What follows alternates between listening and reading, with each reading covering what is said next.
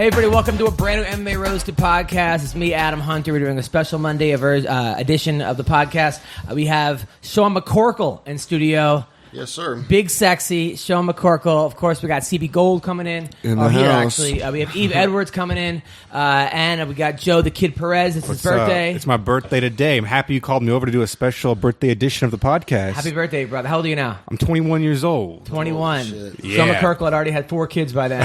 If anybody sees Joe, grab his dick, especially if you're a guy. He loves that. Good luck trying to Are you find it. taking my jokes now? I had to throw it in there real quick. But first, I want to thank our sponsors. Listen, guys, it's time to talk to you about the boatload of money you can make this week at mybookie.ag. If you haven't checked them out, it's the perfect time to get in the action.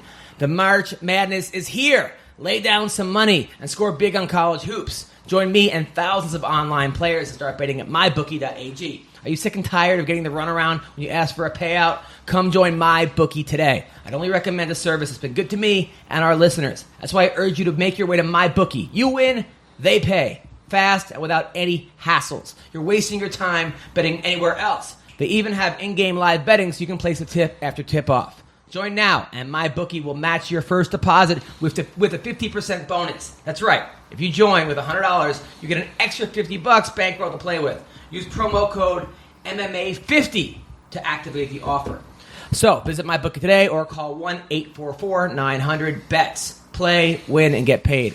Also, Blue Apron, which is the #1 fresh ingredient and recipe delivery service in the country. Their mission is to make incredible home cooking accessible to everyone. Blue Apron achieves this by supporting a more sustainable food system, setting the highest standards for ingredients, and building a community of home chefs. So check out this week's menu and get your first 3 meals free with free shipping by going to blueapron.com/MMA roast. You'll love how good it feels, how good it tastes, and be able to create incredible home-cooked meals with Blue Apron. Don't wait. That's blueapron.com/MMA roast. How are you, McCorkle? What's going on, man? I am all right. I've not been asleep in about 48 hours, but other than that, I was actually almost fell asleep during the comedy show last night until you brought the crowd back to life. That was something else, man. Yeah. I was getting uncomfortable for the other comedians. It was so quiet in there. Yeah, it was the Laugh Factory, and there was like the place. They were out of business. The place holds 500 people, and there was about 30 there. Yeah. So they were all spread out, and there was like 10 doctors for these female doctors for some kind of like convention. It was great seeing you and your hot date. Yes. Who is that girl, by the way? That is my ex-girlfriend. Ex-girlfriend. Yes. And now she lives in. How long do you guys go out for? Like 2 weeks, probably. Really? No, yeah, I knew her for a couple years, and I was always chasing her, but she had a boyfriend, and then, she lives out in San Diego now, so. She's cute. Yes, she is. Nice. I mean, what do you guys, do you think you're gonna... Is that why you haven't been asleep for 24 hours?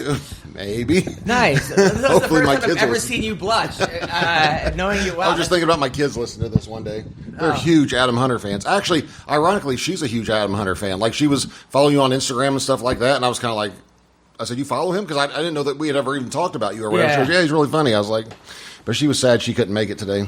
Oh, no. She was busy working a real job. Now, she's like, I mean, she must be like 104 pounds, 5'3", stacked, great Right. boobs, great butt. But I mean, you're what? You're 6'7", 3. 15 to 3:30, depending on what I've eaten that day. So when you guys are having sex, I mean, she has to be on top of you, right? Is that- Well, I'm waiting until I get married to have sex, so I don't know how that will work when it does. But Nice. she went with me to track down Ty Lopez yesterday. Did you see that? Okay, no, we have to talk about Okay. this. So there's this guy on the internet named Ty Lopez who basically claims you can become a millionaire like him, and he has this huge house, and all you got to do is buy his books or his audio books. You can become super rich. Now, you got into a Twitter feud with him. Right. What happened? Basically, I don't like people that take advantage of other people's stupidity, unless it's Yeah. me. No, but I don't like it when people take advantage of it by selling hope, you know? And so he's like the Don Lepre of the 2017, or whatever. I don't know if you remember Don Lepre. Yeah. Yeah, he killed himself in prison, so I told Did he really? Don Lepre did? He nicked his jugular vein with a little razor blade and bled out. I had And no so idea. I keep telling Ty I hope they both meet the same end, but on Twitter. But no, Don Lepre was like, if you buy one ad, Yeah, that was I can him. find one ad that works in one newspaper, And then, he was terrible. And then he switched it to the internet. You could make millions on the internet. It turns out he was right. But, no, the whole Tai Lopez guy, basically what his videos are popping up. Every time I get on Facebook or anything, his videos are popping up. And I kept thinking, like, this guy, there's no way. He's showing me around his house. I was like, that is a $50 or $60 million house. There's no way. I don't care how much he's selling online. He's not paying for that house in Beverly Hills. You know? Right. And so he's always bragging about it. So I just knew. I mean, you could see he buys a new car, a $500,000 car every week. No one has that kind of money that's doing online sales, right? So I just wrote him on Twitter kind of to be funny. I said, hey, if you're so rich, why is all your stuff rented? And he was like, what do you mean? I said, well, all your house is rented, you're this or that. And I was just assuming, because I'm kind of smart, I was assuming, and he was like, oh, yeah. He said he bet me $100,000 cash he can prove he owns them all. And I said, really? He said, okay. He said he owns the houses, he owns the cars, everything. So what I did... Now, were you worried at all that he might win and you have to pay him $100,000? No, because I wouldn't pay him even if I lost. But all right, go on. Either way. But no, I knew it wasn't because, like I said, I've been out here. I know how much real estate costs out here to a degree. And he was bragging about... He's walking around this house that he claims is his. And he was like, that's where I read a book a day. He claims he reads a book every day. Right. Like, really reading The Cat in the Hat. You're not reading a book every single day. I couldn't even read that every day, but go on. No, yeah. So he said I knew if I burned him up enough, he would respond back eventually because he's got like Instagram models in his videos. And I said, hey, are you sleeping with those girls? Because if you are, then they're prostitutes. And if you're not, what's the point? Like, why are they even in your video, And so he didn't know what to say back. So I was just trying to troll him, irritate him. And so he says he make me a $100,000 bet. And so I just got on Beverly Hills Luxury Realestate.com. He's bragging about his house. Like, it's got 16 bedrooms, 12 and a half baths. He goes, there's an elevator here somewhere. I don't know where it is. Really? You've lived there? You don't know where your elevator is in your house? Right. So I just typed in on a search on Beverly Hills Luxury Real Estate, like short-term rentals, I typed in minimum of 16 bedrooms, minimum of 12 baths. There was only 3 houses that came up. One of them was the one he's showing around with pictures and videos and all that. Right. And it's for rent for $3,000 a day. And he's not the owner, has the owner listed and all that. So I just posted that link on there. It's like, now you owe me $100,000, bitch. Like you just said. He said he put it in escrow with attorneys and all that. And I said, your cars, you don't own your cars either. And he was like, oh, yeah. He said because he said then the bet was that he didn't own them all. Like he owned nothing that was in any of the thing. I said, that's not the bet. You said, yeah, I kept reposting his tweet where he said he owns everything. He goes, no, the bet was that I didn't own anything in any of the videos. And I was like, okay. And so he's like, I said, you don't own that Lamborghini. He was like, oh, yeah, how do you figure? And I was like, well, it has a Beverly Hills luxury car like a keychain on it. Like if you zoom in, like screenshot and zoom in. And I went to Beverly Hills luxury car rental and screenshot of one of their keychains. I said, you guys both have the same keychain, right? Unless you bought it from them and keep their keychain, I'm just too smart for people like that. Like he's not real bright, And so I kept coming up with stuff, and I kept telling him I'm dead serious. I'm collecting my $100,000. He must see you online and be like, oh shit, this guy was in the UFC. Yeah, and then he tries to say, oh, let's do a podcast together. Like, yeah. That'll solve it. And I said, sure, give me my $100,000. I said, give me my $100,000. We'll do a podcast together. And so I sent him a DM on Twitter. I said, hey, if you want to give me like $10,000, I won't come out and show up to your house or anything, but I said, otherwise it's going to be like Suge Knight style. I'm going to be at your house here in a couple of weeks.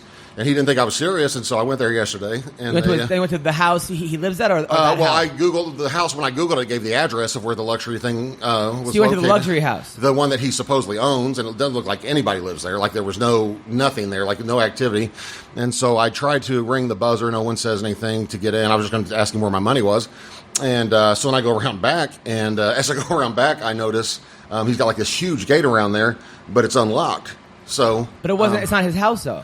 Maybe. I mean, he saes it is, but I just want to prove it wasn't. So I walked around the backyard a little bit filming stuff. Like, it looks vacant to me. There's like, you know what I mean? Like, it doesn't look like it's been being used by anybody. Yeah, but at the same time, like, imagine you came home normally and somebody's in your backyard, like, fuck, this guy's going to rob me. Or you get home and you see him in your around your backyard. I'm moving out. I mean, fuck that. You're twice the size you were in the UFC right now. Yeah, probably. I don't have to worry about any testing of any kind right now. Okay, so what happened?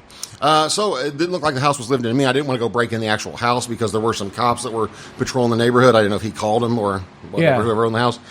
They followed me for about 3 miles after I left there. But, really? Yeah, and then I've got guys, I posted it online. Just like I fucked up Dan Bilzerian real bad via text message from some girl's phone who knows him. Yeah. And no one believes it. Like, they didn't believe it was actually Dan Bilzerian. I was like, no, it really was. What happened with Dan Bilzerian? I'll tell you that. Hold on one second. I'll tell you that. It's a good one. Right, Anyway, I posted those pictures, and people online are like, oh, yeah, anybody can get on Google Earth and take pictures of the house. And so I just posted the videos of me Yeah. You know what I mean? Walking up to the house, walking to the gate or whatever. Did I make that up? So people don't think that I have far too much time on my hands. Like, don't ever underestimate the amount of time I have on my hands. So if you do find Tai Lopez, what are you going to do? My goal was to get TMZ to watch me confront him on the $100,000 or whatever, but I'm not opposed to bitch slapping him. I've been trying to research the laws out here. I know you can't spit on people because that's a felony. You can't just bitch slap him either, though. As long as I was told as long as I don't injure him, a bitch slap's not a felony. Really? Like, Who told you this? Nate Diaz. Right, yeah. That's just what I've read online. That the open hand slap is not considered a like the closed fist. I believe it is. But especially your open hand slap is probably the equivalent to like CB with a hammer. You know, sledgehammer. So I mean. But if you have it in writing, he made a bet for $100,000. Yeah, said he would put it in escrow and everything. That he owns not only the house, that's his full-time house, and he owns all his luxury cars. Have you contacted a lawyer? Is there any way for you to Well, no, because I'd have to probably sue him out here if I was going to do it. So I'd rather just intimidate him until he gives me money to go away or embarrass him for exposing him. I figure at some point he's giving away like a car a week. He keeps saying, but I don't know anybody that's won one or heard any stories about it.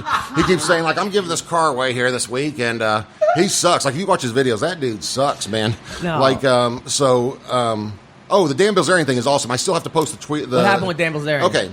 I don't like Dan Bilzerian. Who's Dan Bilzerian? He's this guy that, like, basically you follow his Instagram, and he's got 1 billion followers. Every one of his pictures of him with either escorts, like naked chicks, and guns. That's all he does. He used to be in the military. What's his Instagram? Supposedly. He won all of his money from poker. Well, he Poker, says he yeah. did, but turns out it's a Allegedly. trust fund baby that I did research on that too. So he went on Howard Stern. I saw him actually at the UFC last week when I was there. He was. I think I saw a picture with you. He was in the with front him, row. or somebody. Yeah. He was in the front row at the UFC taking pictures with like Tyron Woodley's family. I'm like, right. Well, what is going on here? All right, He's like one of the most followed guys on Instagram, but he's not. He's only famous for being famous. You know, like Paris Hilton, right?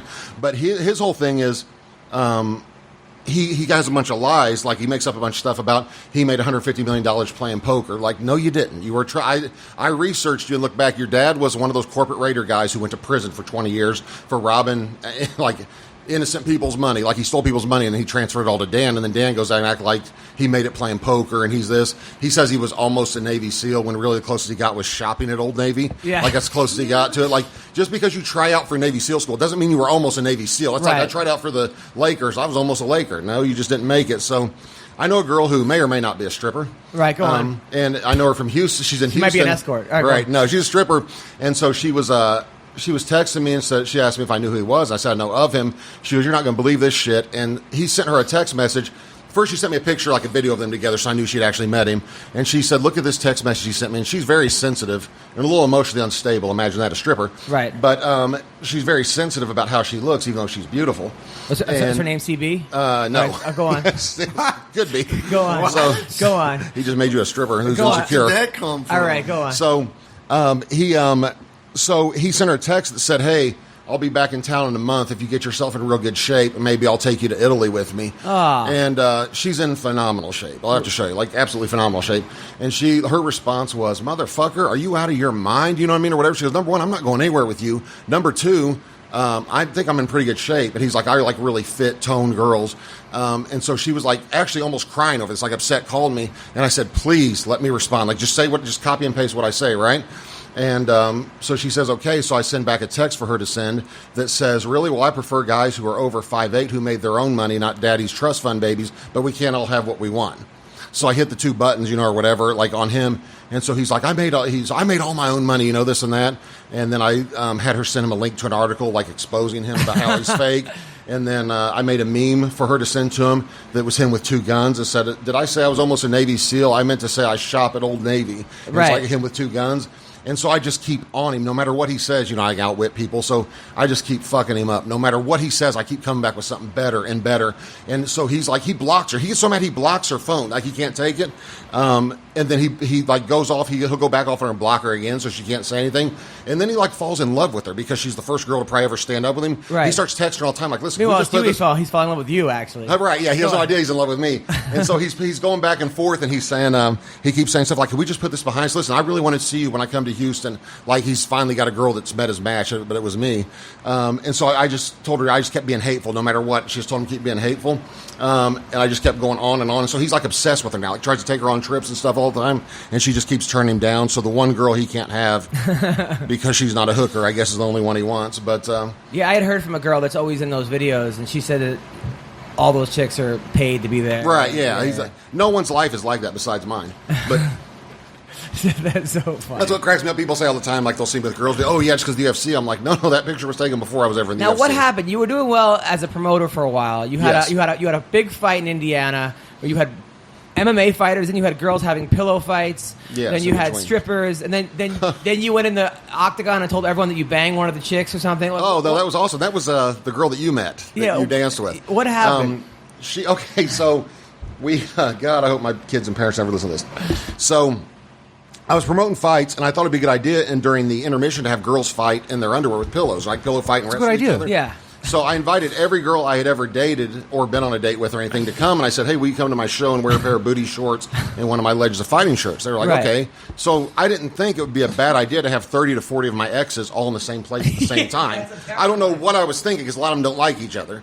So they all start showing up, and then the pillow fights kind of turn real at one point. Girls start getting mad. They start, like, one of them grabbed one of his shirt. Pillow fights turn real. Yeah, the one of them threw the pillow down, ripped the girl's shirt off to embarrass her. I don't know why she'd be embarrassed. She was built unbelievably. Yeah. But she thought that would embarrass her. And then the girl, let's call her Marissa. Beautiful. She came and she came to the event, and for some reason there was a lull in the action, and the guy who's my ring announcer brings her up and asks her what she's doing there, because she's wearing like a nice dress, like dressed, like black tie event, and it's at the 8 Second Saloon on Washington Street. Right. So he calls her up and asks what she's doing there. She said, "Oh, I'm just here to see the fights." He goes, "Now, do you know anyone here?"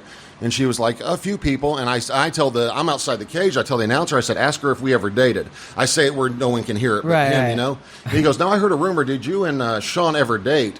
And she looks over at me and she just shakes her head no. Like she's just like, Yeah. Like, and I was like, okay. And everybody starts laughing, or whatever. And so I take the mic. I go up and take the microphone. I said, well, I guess we were just fucking then. Oh, no. And then it was just dead silence. Like everybody's like looking at me, which I didn't know. The athletic commission was there. And they were so mad at me Imagine because this happened like at a UFC event. Right. Wait, was this the same event you told the commission try to test me? Oh, no, that's what I was going to say. The very first thing I came out, they announced me for the, I came out, I thanked everybody for coming out to the show. We were bringing back Legends of Fighting for the first time in 3 years. And I said, I want to thank everybody. I said, also, I want to say thank you to the Athletic Commission for giving my license, for this event and for them showing up and doing a good job. And everybody gives them a half-ass cheer. And I said, oh, also, I want to tell you guys, I was on steroids the whole time I fought when I was licensed under you guys, and I'm taking them right now, and there's nothing any of you can do about it. And I dropped the mic, and they just stared at me, and the lady that runs the commission was cussing at me under her breath as I was walking off. And, You really are like a real version of Eastbound and Down. Yes, like Kenny Powers. You remind me of Kenny Powers. I'd rather be Ashley Schaefer, but It's like funny when I'm watching it, but it's not funny if I was there. I don't know if It'd I be would so laugh. awkward. But watching it on TV or something, I'd be like when you tell me these things, I start laughing. But this is like just for you. yes. I'm kind of, I don't know, I got a little Andy Kaufman in me, I guess. Like most of the time, I'm just trying to entertain myself. I don't really care if anyone thinks my jokes are funny. No, that's what. I just that's wanna why make- Stephen Bonner is in love with you. By the Yeah. way. I gotta Stefan's show you awesome. that video he did, by the way, of him dancing like Justin Bieber. We played it for the I didn't awards. see it. Oh, my it's, gosh. Is it too late now to say sorry? I didn't know what I put in my body. And I have him. That's awesome. I didn't hear about it. I'll actually show you right now. So let's talk a little bit while I'm showing him that. We got to talk about Bubba Jenkins fighting over the weekend. That was really, really hard to watch. I'm obviously Bubba's our co-host. He's a friend, a really good friend of mine. But at a certain point, it's almost like talent can be. Obviously, you want to have talent, but you could have too much talent. In some ways, talent could be your enemy. Because a guy like Bubba, who takes the fight on 1 week notice, flies to England. He's fighting at a weight class heavier than him. He's normally 45, 55. The guy misses weight, so now he's fighting at 160, and Bubba's like, fuck it, let's do it. And he wins the first round. Bubba, but like I said, the things he was doing to get out of, a guy had an arm bar, he was picking him up and just sort of spiking him on his head, Right. which was great, but one of those things where a guy who's as explosive and talented, but Bubba was tired in the second, you could tell he gassed, he wasn't prepared, he didn't have a real camp for this. I'm sure flying to England takes a lot out of you. Definitely. And then got choked in one of the most bizarre ways possible, but it's just Bubba, you gotta. If he was here, I'll tell him the same thing, but you got to give yourself a chance to win. And you can't just take these fights on a week notice. It's just, you're not doing yourself. And if a guy misses weight, this is the second time he's fought somebody where the guy missed weight, and he's like, fuck it, let's fight. And, they have weight classes for a reason. Right. That's what the problem is, man. To be a great fighter, you have to have that belief in yourself. You really do. All the best guys really believe that they're going to win, except Nate Diaz, I guess, says all the time he expects to lose, which I don't think he got misquoted on that. I think what he meant to say is he's already accepted the worst possible outcome is a possibility, and then whatever happens, happens. But I fought in Japan on 30 hours notice. Literally, I mean, from the time I got the call till I stepped in the cage was 30 hours. So I was on a plane ride, 24 of that. I went out there, I was still feeling the effects of Ambien and Xanax that I took to sleep on the plane. Prescribed, of course. Right. No, but I wasn't nervous for that fight at all. How much Ambien takes to knock you out? 4? Oh, God, yeah, probably 3 or 4, like at once. I remember it was funny because one of my fights I took Ambien. I remember Tom Erickson. I looked over and he was wearing a gladiator helmet sitting next to me on the plane, except he wasn't. Like I knew he wasn't wearing a gladiator helmet, but I looked over and he was. And then he threw a banana at me that I dodged and it hit another lady, and none of that was happening. But it was really happening in the magazine. I went to reach a magazine in front of me and it started floating up in the air and spinning. Ambien's an amazing thing. It's the worst. It's the most powerful drug I've ever taken. Yeah, it is. It is strange. I didn't know that you're supposed to go to sleep as soon as you take it. I thought it just would make you fall asleep. And by the way, I'm actually playing him the Bonner thing. So gosh, you guys went all out with that. Okay, so hold on.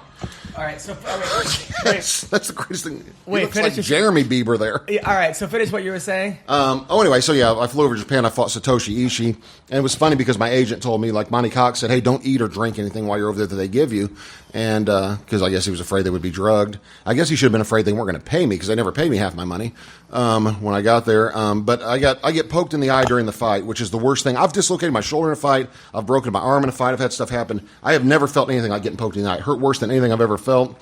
And I got poked in the eye in the fight, and it's the first time I've ever tapped in a fight because he was then breaking my arm in a Kimura armbar, something I couldn't see. So after the fight, I'm stressed out about it because I cannot see out of my left eye. I mean, nothing, complete blackness when I open my eye. Doesn't matter what color I saw. Right. But I don't know. So, but I was, just pure blackness out of my left eye, and that made me really nervous because, blurry maybe I wouldn't be nervous, but I was like, I can't see anything. And so they bring over this Asian guy in Japan. Yep. And they said, I said I need to go to the hospital. They said, okay, you go, you pay. And I was like, I'm sorry. They said, you go, you pay. And it was a white guy saying it to me, which was weird. No. So he just kept saying that. And I said, no, you guys are paying for it. I don't even have Japanese money. Like, I don't speak Japanese. I can't just go to the doctor or the ambulance or whatever. And so they just keep saying that. And so I was like, I don't know what to do, but you guys got to look at it. So they bring a doctor over. Swear to God, he leans down on one knee from 8 feet away from me, looks at me and goes, it's okay. Like that was his diagnosis. Jesus. Yeah. I was like, you're not going to run your finger in front of And you haven't got paid flashlight? yet for this fight. No, I haven't been paid. And so I was like, you guys got to fix my eye. There's something wrong with my eye. So I don't have Wi-Fi. I'm trying to text Monty. I get back to the hotel, and I'm trying to explain to the translator, who suddenly speaks no English once we're going, speaks no English at all. I keep trying to say to her that, like, listen, I need to go to the hospital. Like, something's wrong with my eye. Go on. I'm going to dog bark. But... so they kept telling me I had to pay. So then they go to pay me my money, and it was supposed to be $25,000, and it's $15,000. And I keep counting, and I look at it, and I'm like, it's supposed to be $25,000. They're like, okay, next time. And I was like, no. No, next time. Yeah, there's no next time. I only took this fight because you guys were paying me $25,000. Yeah. What's up, buddy? I said, you guys are, that's the only reason I even agreed to this fight. It was $25,000, and so they just said next time. There never was a next time, and I never got my money. So, but now, shouldn't Monty have gotten your money for you? He said they had never stuck him in his 17 years of dealing with him. They had never not paid. They weren't real happy with the fight, I guess. Well, I wasn't real happy about getting poked in the eye, during the fight and not being called. But it was funny afterward. Bob Sapp may have or may not have had a duffel bag full of narcotics and HGH and things of that nature. I can't verify that. But he handed me a bottle, and he pulled out a handful of just he goes, careful, those are tins. Meaning Percocet or Vicodin, and I had never seen white tins before, despite my years in the narcotics industry. Right. No, I had never seen those before, and I thought they were fives. I thought he was mistaken, which I should never second guess Bob Sapp on pharmacology, I guess. Right. But so normally I would have to take 4 or 5 of those to get any pain relief of like the 5 milligrams. So I take 5 of them. I don't remember much after that, other than I had a couple drinks, and then I was giving a toast to Inoki, the guy that fought Muhammad Ali. I guess it was a birthday party, and I took the microphone and was up there giving a toast in English, talking about how he was my childhood hero. And I see my girlfriend at the time sitting there staring at me like, "What are you doing?" Like she was like my moment of clarity. Like she's looking at me, shaking her head, like, why did you grab the microphone? Why are you even talking at this? And no one speaks English there. They're all just looking at me like, why did I grab the microphone? And I gave some big long speech and then handed the microphone back. It was it was bad news. Now while Bubba was fighting, Bubba's Bubba's a great guy, coming to my wedding. Him and his wife are coming. But his wife was screaming at him, "Get up! Jesse, get up. Like, you could hear it. And the entire time. So she was cheering for Jesse? His name is Jesse Jenkins. This is the real name. Okay, I got you. But now, if that was me, I would have been like looked at my wife, like, you try fighting this guy. Like, that would annoy the shit out of me. Have you ever had that, like, your girlfriend or wife yell at you? By the way, Eve Edwards just showed up. Has that ever happened to you? You can hear them, but I mean, I've never had someone scream like a wife. At me. Yeah, I know she's this trainer, but that would irritate me so much to be like, have your wife scream at you during the fight. Have you seen the video where the guy's like, "Mom, shut up"? That was about to say Khalil. That was Khalil Roundtree. Yeah, I actually mentioned that to him when I met him. That was the first thing I said, and he didn't look too happy that that's what I said. So I was like, all right, because I think he lost that fight, right? Yeah, he did. Yeah. So I was like, oh, because it's annoying. Yeah, but you could hear like certain people, like when Rashad fought Lyoto. You could hear Rashad's now ex-wife, but at the time wife, get up, Rashad, get up, Rashad. Like, you can hear it. And whose was it? I think Demetrius' wife, yelling "get too. up" is not helping you. It's just maybe he just hadn't thought of that yet. Like, maybe I should get up. Just stand up. But even like get hand control or block your face. Or but she doesn't know sit that. out or something. But like just yelling "get up" is not really. Head That's like my movement. dad before wrestling matches would be like, "Adam, go for the leg." I'm like, "Thanks, Dad." He was like, "Adam, sweep the leg." I didn't. Now, by the way, so that was, and then that card though. There must have been 70 fights. Oh my god! Like there were less fights at Walmart on Black Friday. Like literally, their whole motto was more fights, less show, or something. That's their motto. But there can be such a thing as too many fights. Well, 24 is a bit much. They had 24 fights, and it was one after another. So you couldn't even process what happened the fight before. By the time the next fight happened, and the guys were like, I mean, literally, they'd be like, and the winner is boom. Now introducing, like right? And they also had no bout order. So it was like you could look on the website and be like, okay, this guy just fought. Bubba's next. And then you go, and it's like, they're like wait, it's Jesse running instead. up and down the car. It made no sense. Yeah, you don't know. Weird. You don't know. You can't gauge when certain people. I was are happy for fighting. Robert Whiteford. Robert beat Nam Fan. It was a Robert's standing, tough, man. Yeah. that standing guillotine, he put him to sleep too. Yeah. That Then he was- just dropped him. what do you suppose? He's not going to rest him down and cradle him? He just let go, and you just see splat like John Jones Machida. Yeah, because he's trying to look cool. That was So good for Robert Nam. I know he posted he retired. He lost 3 fights in a row, all by first round submission or something. He's like, I had this thing on my news feed a few days ago. I was scrolling through my feed, and they're both friends of mine. Yeah. And it says, Robert posts this thing and says, Robert is looking to wham bam slam Nam Fam or something. And then the very next line was something posted by Nam, and it said, "Look at this asshole." But it was because somebody had parked over the white line. It was just perfect timing. That's awesome. And then That's ironic too. An Asian guy complained about someone's driving. yeah, that's true. Also, I felt bad for Luke Barnott. He's a friend of the show, friend of me. He lost in 20. Because he got knocked out pretty quick, 21 seconds. It was one of those things. First punch that connected, he was out. And then I hit him up. I'm like, hey man, I hope you're okay. He's like 21 seconds, mate, not good. And I'm like, but you know what? I go, it doesn't matter if it's 21 seconds or third round. A punch is a punch. If you could take sometimes also that first punch is one that you're not expecting. But if you haven't got hit that hard, that was always my biggest fear going into every fight. I'd be like, God, please, just not a one punch knockout. Like I just don't want to get knocked out in front of all these people. First punch that hits me. But why is that the most embarrassing to you? I guess having to accept that another man can beat you in a fight is really hard to take. Maybe not for an average person, but like if you fight, like knowing that if he broke in your house and you didn't have a weapon, he could do whatever he wanted to your wife and kids 8 seconds later after he knocked you out or whatever it was, like that's one of my biggest fears. So once I hurt my back, I just start carrying a gun everywhere I went because I didn't want to back down anymore, from people.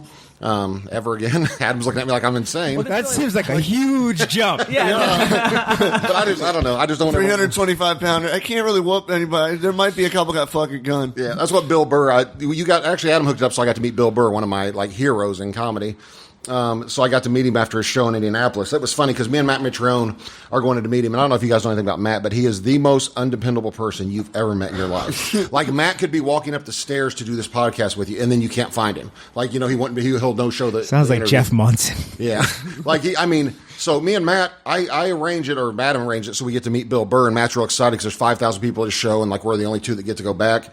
So they're waiting to bring us back, and Matt says, "Hey, I'm gonna grab a beer real quick." I was like, "No, we're going back, man." Like, "Hey, just real quick." He disappears for 30 minutes, and so I can tell the opening act guy, who's the common link, who's Adam's friend's going to introduce us, is getting irritated. Yeah. Like, "Dude, I'm supposed to be out here meeting people."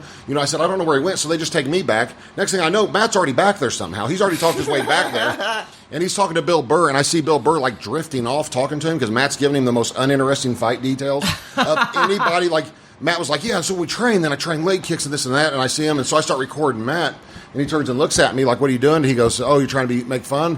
Trying to clown on me?" I said, "No, dude." I said, "I just have trouble sleeping a lot." I said, "So I figure I just watch this the next time I get, can't sleep." I said, "Because I almost passed out 3 times listening to you tell that story about your leg kicks to Bill Burr. He doesn't give a shit what he's talking about. You can tell." So Burr starts laughing, and then he asked me if I fought, and I said, "Yeah." And Bill's like, "Okay, so it wasn't enough. You could beat up almost everybody naturally just by being big. You had to go learn how to fight too, or whatever." And then I just told him I was really insecure. When I insecure. saw Mark Hunt versus Overeem, Yes. I looked at Bree, my girl. I go, "That's the guy that Sean beat in a minute and a half." That felt pretty damn good. A minute and 3 seconds, actually. But that's why I used to tell, when I beat him, I was telling everybody, I was like, "Gosh, it only took Fedor 8 times as long to beat him as me." I kept coming up with the math, and I was saying no one had ever beat him that fast. And then someone brought up the Melvin Manhoff fight, which I to this day swear it was K1, even though it wasn't. I just tell people, "No, it was K1. It doesn't count."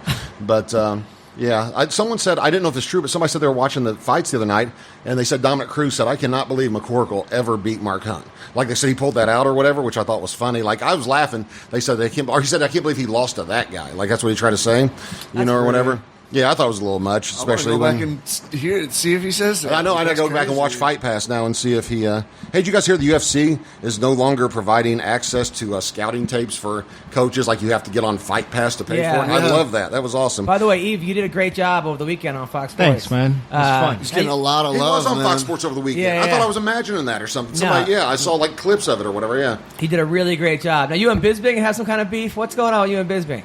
You told him you thought GSP was going to Yeah, beat the him? GSP comment was hilarious. What happened?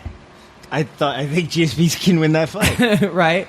And they asked me that question. And did Bisbing get upset afterwards? Was there like behind the scenes? Did he get kind of annoyed? Or He wasn't annoyed behind the scenes. I mean, we spoke about it there and then, and he knew my feelings about it, so it is what it is. He was telling me one time at the Dime Bar that his son always is like 3-year-old kid always tells him he's going to lose before every fight. He's like what an obnoxious little kid. I'll put that kid up for adoption. Did I ever tell you about when I found out I was on the video game? I was real excited for my son, or whatever. Like not for, I don't know, when you're a little boy, you probably dream of, I always dreamed of being on Madden or, NBA Live. So I get the game.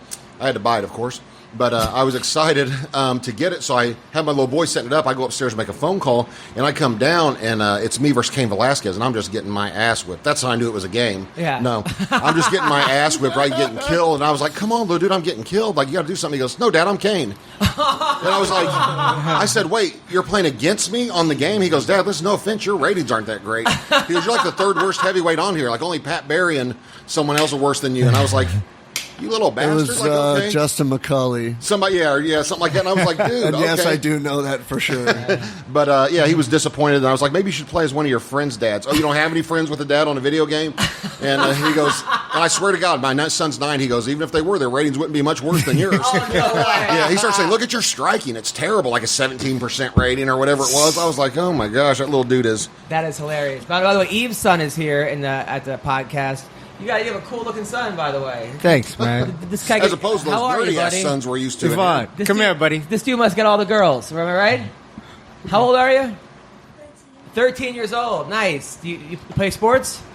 No. No? Nope. No? You do martial arts or jiu-jitsu or? Nope. No. He likes computers and programming. Wait, and you're going to have a much better career than all of Yes, us. you will. High five right there. You're going to have a real career. Nice job. He's using his brain. He's much smarter than me already. Oh, there you go. Do you catch Pokemon?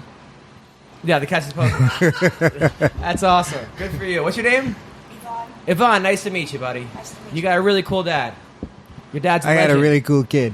And I got a really cool kid. I like I'll it. never forget the first time I met Yves. He probably doesn't even remember, despite my boyish good looks that are striking.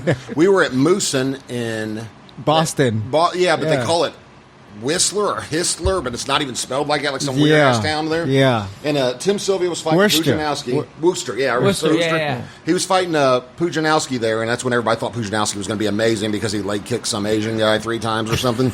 Then he was going to be amazing. But so we were fighting. I remember, Yves, you were either cutting weight last minute or cutting really hard because you looked miserable, man. Yeah. I remember you were in a suit jumping rope, and I remember thinking, God, that's got to suck. Because you already looked drained out, and I think you were still 1 or 2 over. I was 1 over. I couldn't get that off. It was miserable. I remember looking at him just thinking, oh, my gosh, man, that's got to be so... Because, he was drained. You could Who tell are him you still fighting?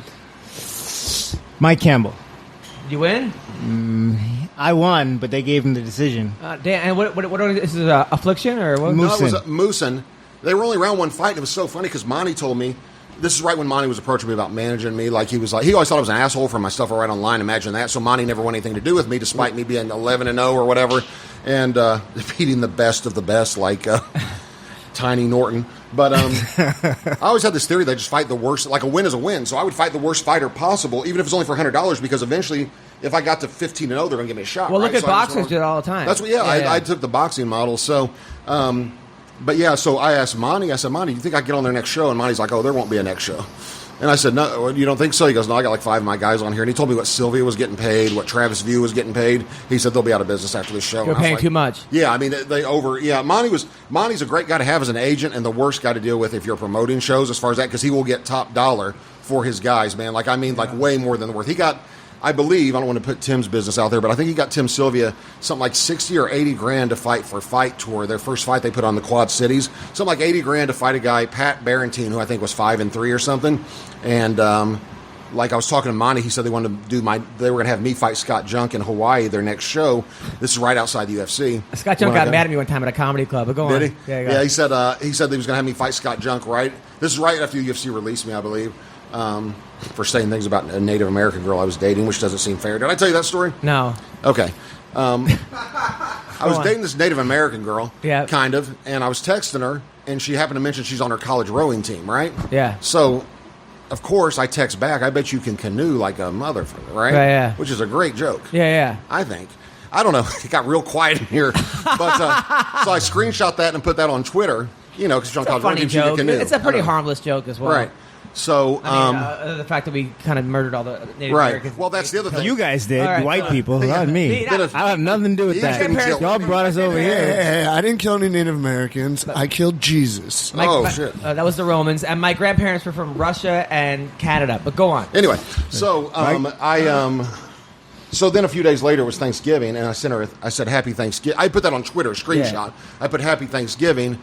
Sorry we stole all your shit, and texted it to her or whatever. And she didn't respond for like a day, so I thought maybe she didn't like that. So then I tried to follow it up, and made it way better with a bunch of A's, Yeah. and sent it to her, and then she thought it was funny. So I screenshot that and put that on Twitter. So like the following Monday after Thanksgiving, I get a text from Joe Silva from UFC. He said, Sean, Joe Silva, UFC. I said, hey, Joe, what's up? And he's like, I need you to do me a favor. He said, anything you want, Joe. I'm just trying to stay in their good graces. You know how the UFC is, and or was. Anything you want, Joe. Like, I didn't know if they wanted me to make an appearance or whatever. And he goes, can you stop saying racist shit and putting it on Twitter? Yeah. And I was like, or whatever, like that's like he's mad. So I just put, what if it's really funny, though? And texted it back to him and just said that. And his response, I swear, was, oh, my God. That's all he said back. And so I didn't respond. I didn't know what to say. Like, okay, well, I'll just leave it at that. And then I got my walking papers about 2 weeks later, I think. Really? Yeah, it wasn't much longer after that. You think that was why? Monty told me, this whole interview's about Monty, but Monty told me when I asked why they released me, because I beat Hunt, I lost to Struve and Moorcraft, but Struve was decent, Yeah. And Moorcraft I just fought terrible against, and the heavyweight division's always thin,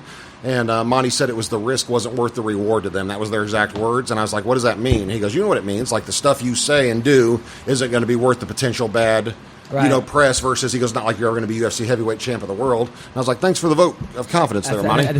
So Monty's probably mad at me because I shit in his pool. He was, I was supposed to, he bet a bunch of money on Rich Clemente. Yeah. He's like, oh man, this guy's going to get me a new pool. This guy's beating gens up in the gym and he's going to destroy Yves. But that guy got fucked up for about 13 minutes. There you go. Rich Clemente helped me get a real hot South American girl in an airport one time by acting like I was a super famous fighter and he was a fan. Because I saw him and I recognized, I had never met him, but I saw him. I said, hey, you want to do me a favor? I said, there's a girl. She was just on the same flight as me. I was checking her out. I don't know how I knew she was South American. I could just tell. She ended up being Colombian. But we were on our way to Miami And I said, Story hey, cocaine. Go on. yeah, I said, come over to me and act like I'm a like real big deal or whatever, like a famous fighter, and I'll be standing over there by her. And he was like, okay. And my plan was to switch around on him and be like I was a fan of his to make him uncomfortable, but it didn't work out. So he came over and he was like, oh my God, Sean McCorkle. I was like, hey man, what's up? He's like, do you know who this is to the girls or whatever? It's like, can you take a picture with us? And he's got them taking pictures of me and him together. I still have him. And then I ended up hanging out with that chick all weekend in Miami. Love it. All right, I want to thank our sponsors before we talk to Angela Hill. Blue Apron, the #1 fresh ingredient and recipe delivery service in the country. Their mission is to make incredible home cooking accessible to everyone. Blue Apron achieves this by supporting a more sustainable food system, setting the highest standards for ingredients, and building a community of home chefs. I'm telling you, cooking together builds strong family bonds. Research shows that Blue Apron families cook nearly 3 times more often. Those who spend a lot at restaurants or at high-energy grocery chains can now spend under $10 per person for a delicious meal. They've established partnership in over 150 local farms, fisheries, and ranchers across the U.S. And as a result, their seafood is sourced sustainably under standards developed in partnership with the Monterey Bay Aquarium Seafood Watch.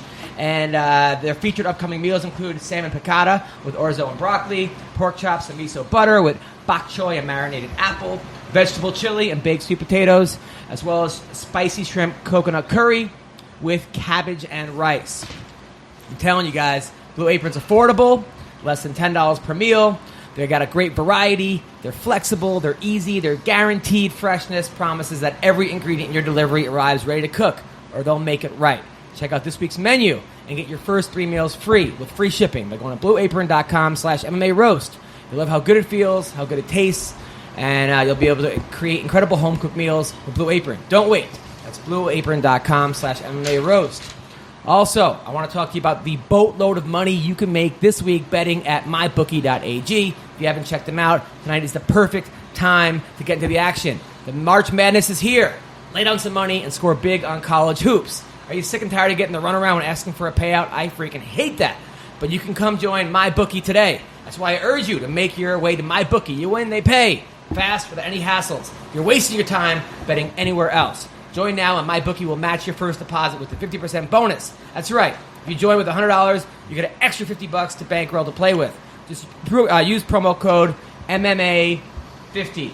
Right? MMA50? Is that 50 or spelled out, Adam? That's 50. Okay, I was just curious. So That works. check it out. Play, win, get paid. All right, we are calling a girl who I like a lot. She's an awesome fighter.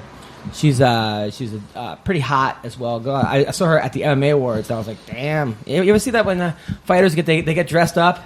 It's a whole different fighter. Every time I look in the mirror, man. Yeah, it works out. I was not talking about you, but thank you. We also have to talk about the fights that happened this weekend, by the way. That guy who beat Benil Dariush. Just that guy. Edson Barboza is a monster. Jesus. I mean, I can't believe Edwin Barbosa was that guy in that matchup. yeah, I've never even heard of the other guy. I thought you were talking about Benicio del Toro or something. No, Benil's he's been on the podcast. He's great, Benil. He was actually doing really well before that. Yeah, he was. That crazy. I was surprised by his game plan too, because here's a guy who went up against Kron Gracie and lost by I think 1 point or some kind of overtime. Great jiu-jitsu. I thought that was where he was going to take it, and he was. I think he was just comfortable. He was having success, you know. Hello, Angela Hill.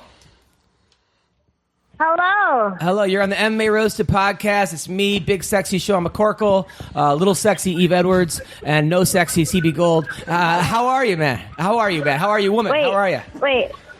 Hold on. Yeah. Okay, say it again. Okay, you're here with Sean McCorkle, CB Gold, and Yves Edwards. How are you? Hey, I'm good. How are you? Good. It was great seeing you at the awards. You looked very hot, by the way, in that little dress. Whoa. Thank you. Yeah, a lot of times you kind of don't get dressed up. You kind of play down your hotness, but not in this situation. I was like, yeah, every now and then you gotta polish off, the fighter. Let him out. Wait. Every now and then you gotta polish off a fighter. Is that what you said? You said you gotta polish off a fighter every now and then. Polish off a fighter, yeah. Polish off the fighter. Oh, yes. On the Can top I just say layer that of your skin, and yeah, you look adorable. Adam likes to see women fight. You can polish off a fighter first. Yes. Well, I'm sure your husband's very happy to hear this. What were you saying? I was going to say Adam likes to see women. I always forget that I have to watch. Can't get a word in edgewise, can you, Sean? Typical woman. So I will take the raunchiest turn possible. Right. No, you look great. You look great. Your last fight was awesome, by the way.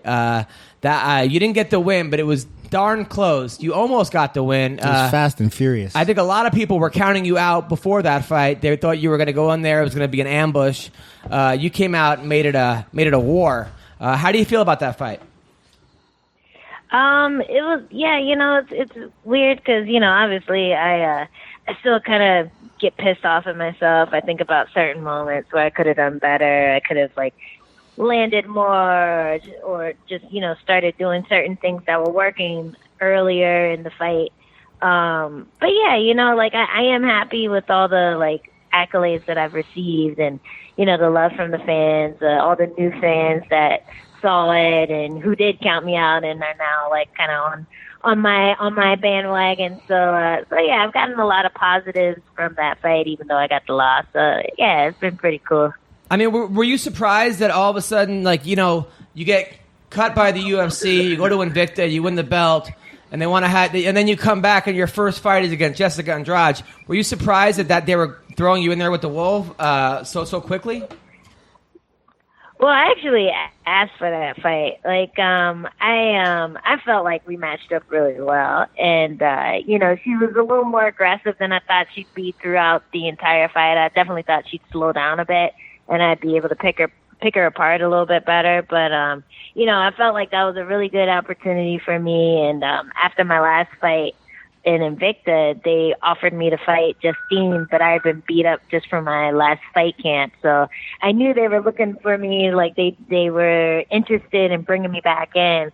And when I saw that Andrade needed an opponent and I was fully healed up, I was like, yeah, let's do it.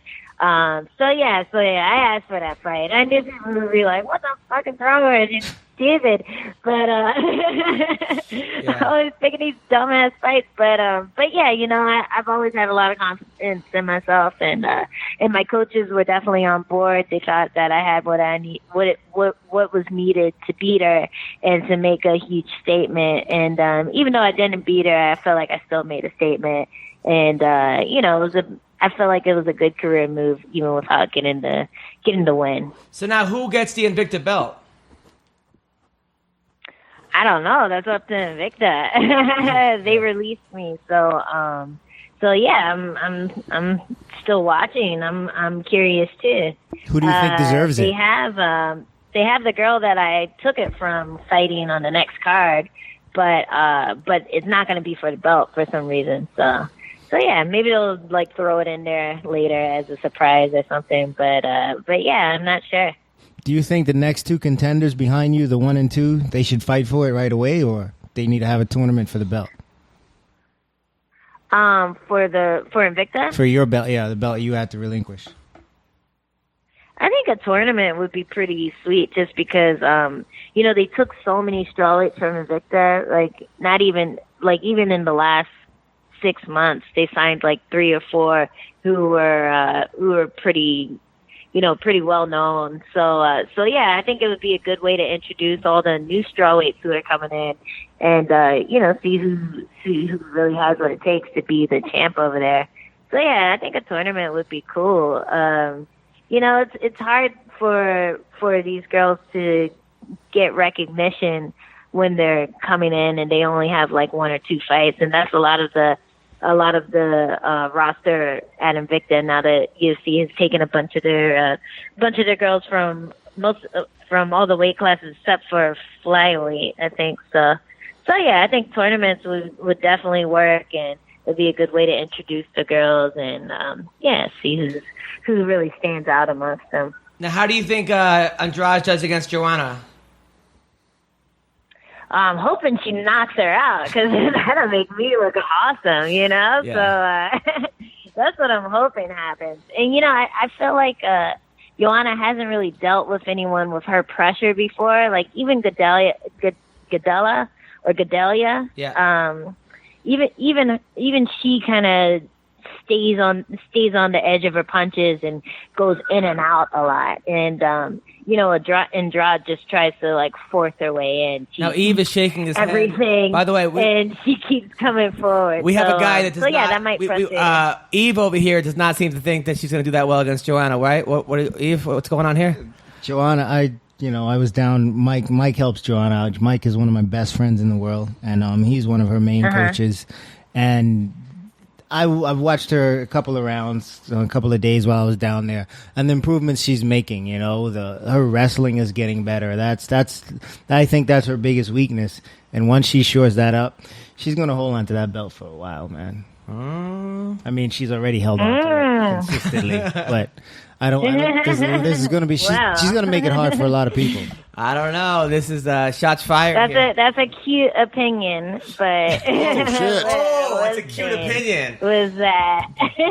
Damn. What do you know? What do you know? What do I know about fighting anyway? Wow. No shit. No, I'm joking. No, I know. A cute opinion. But yeah, it's a. I feel like her pressure is something that's kind of hard to deal with.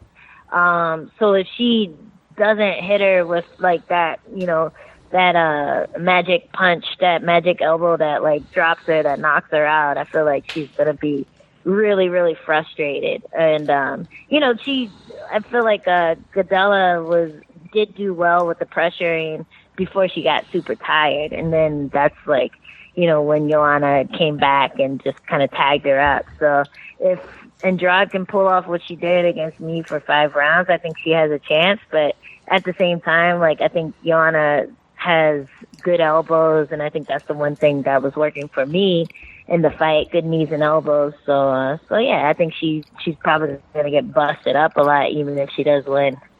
I'm looking forward to that fight. It's in Houston, right? Dallas? That's in Dallas. Dallas, yeah. Dallas, yeah. Yeah. Angela, I was curious. This is Sean McCorkle. In case you don't know who I am, you should Google me. No, I was curious. We were talking earlier a little bit about, women's fighting, bringing you on, obviously.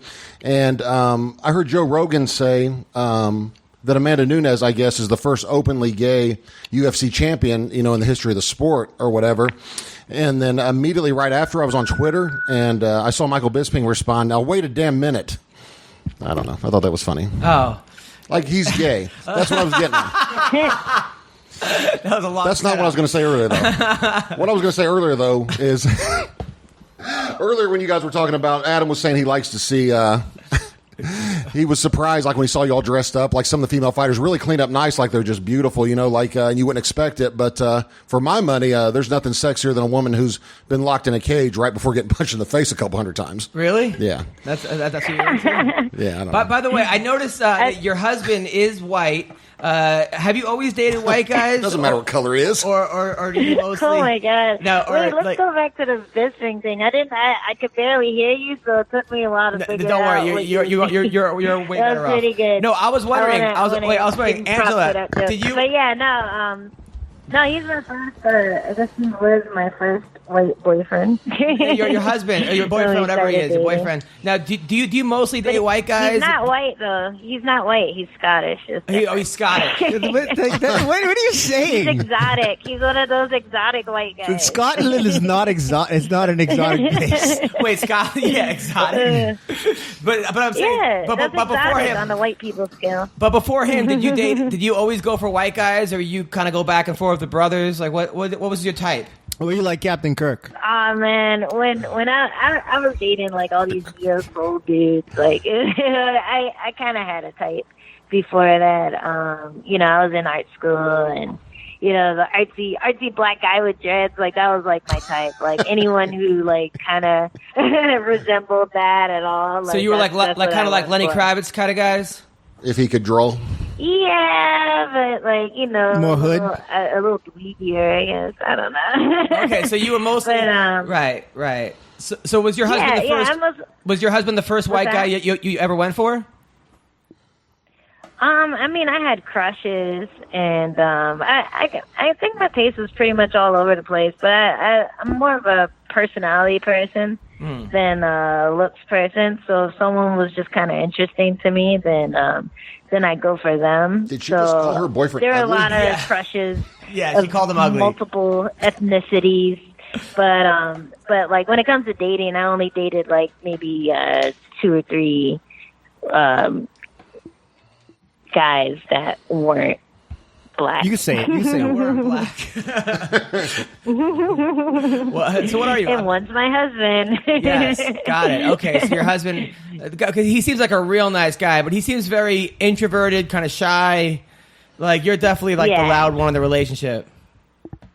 Yeah, and you know, and I'm pretty shy myself. So like when we're at home, like I don't know, like people, like our tenants before we met them, not our tenants, but like our neighbors or whatever. Before we would meet them, they'd always think we were like this old couple upstairs because we never make any noise or anything. Like, yeah, we're both pretty like shy and reserved outside of people that we're comfortable around. So like, yeah, like the whole like UFC stuff and the Ultimate Fighter stuff, it kind of like forced me to come out of my shell and just show my personality a little more. But yeah, I've always been kind of shy. And then fart on people. Oh yeah, then fart on people. Exactly. Hey, Angela, have you seen? Yeah. That doesn't have to do with being shy though.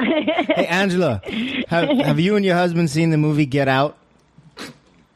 No, not yet. I know it's so horrible that we haven't seen it yet. Because basically, like when I went, It's your life. You gotta go and It's just a little switch. yeah. you gotta go and see that movie. And I would love to be there and just watch you guys' reaction at the It's end. about 'cause I interracial think- couples. Is that what it's about? I guess it's about.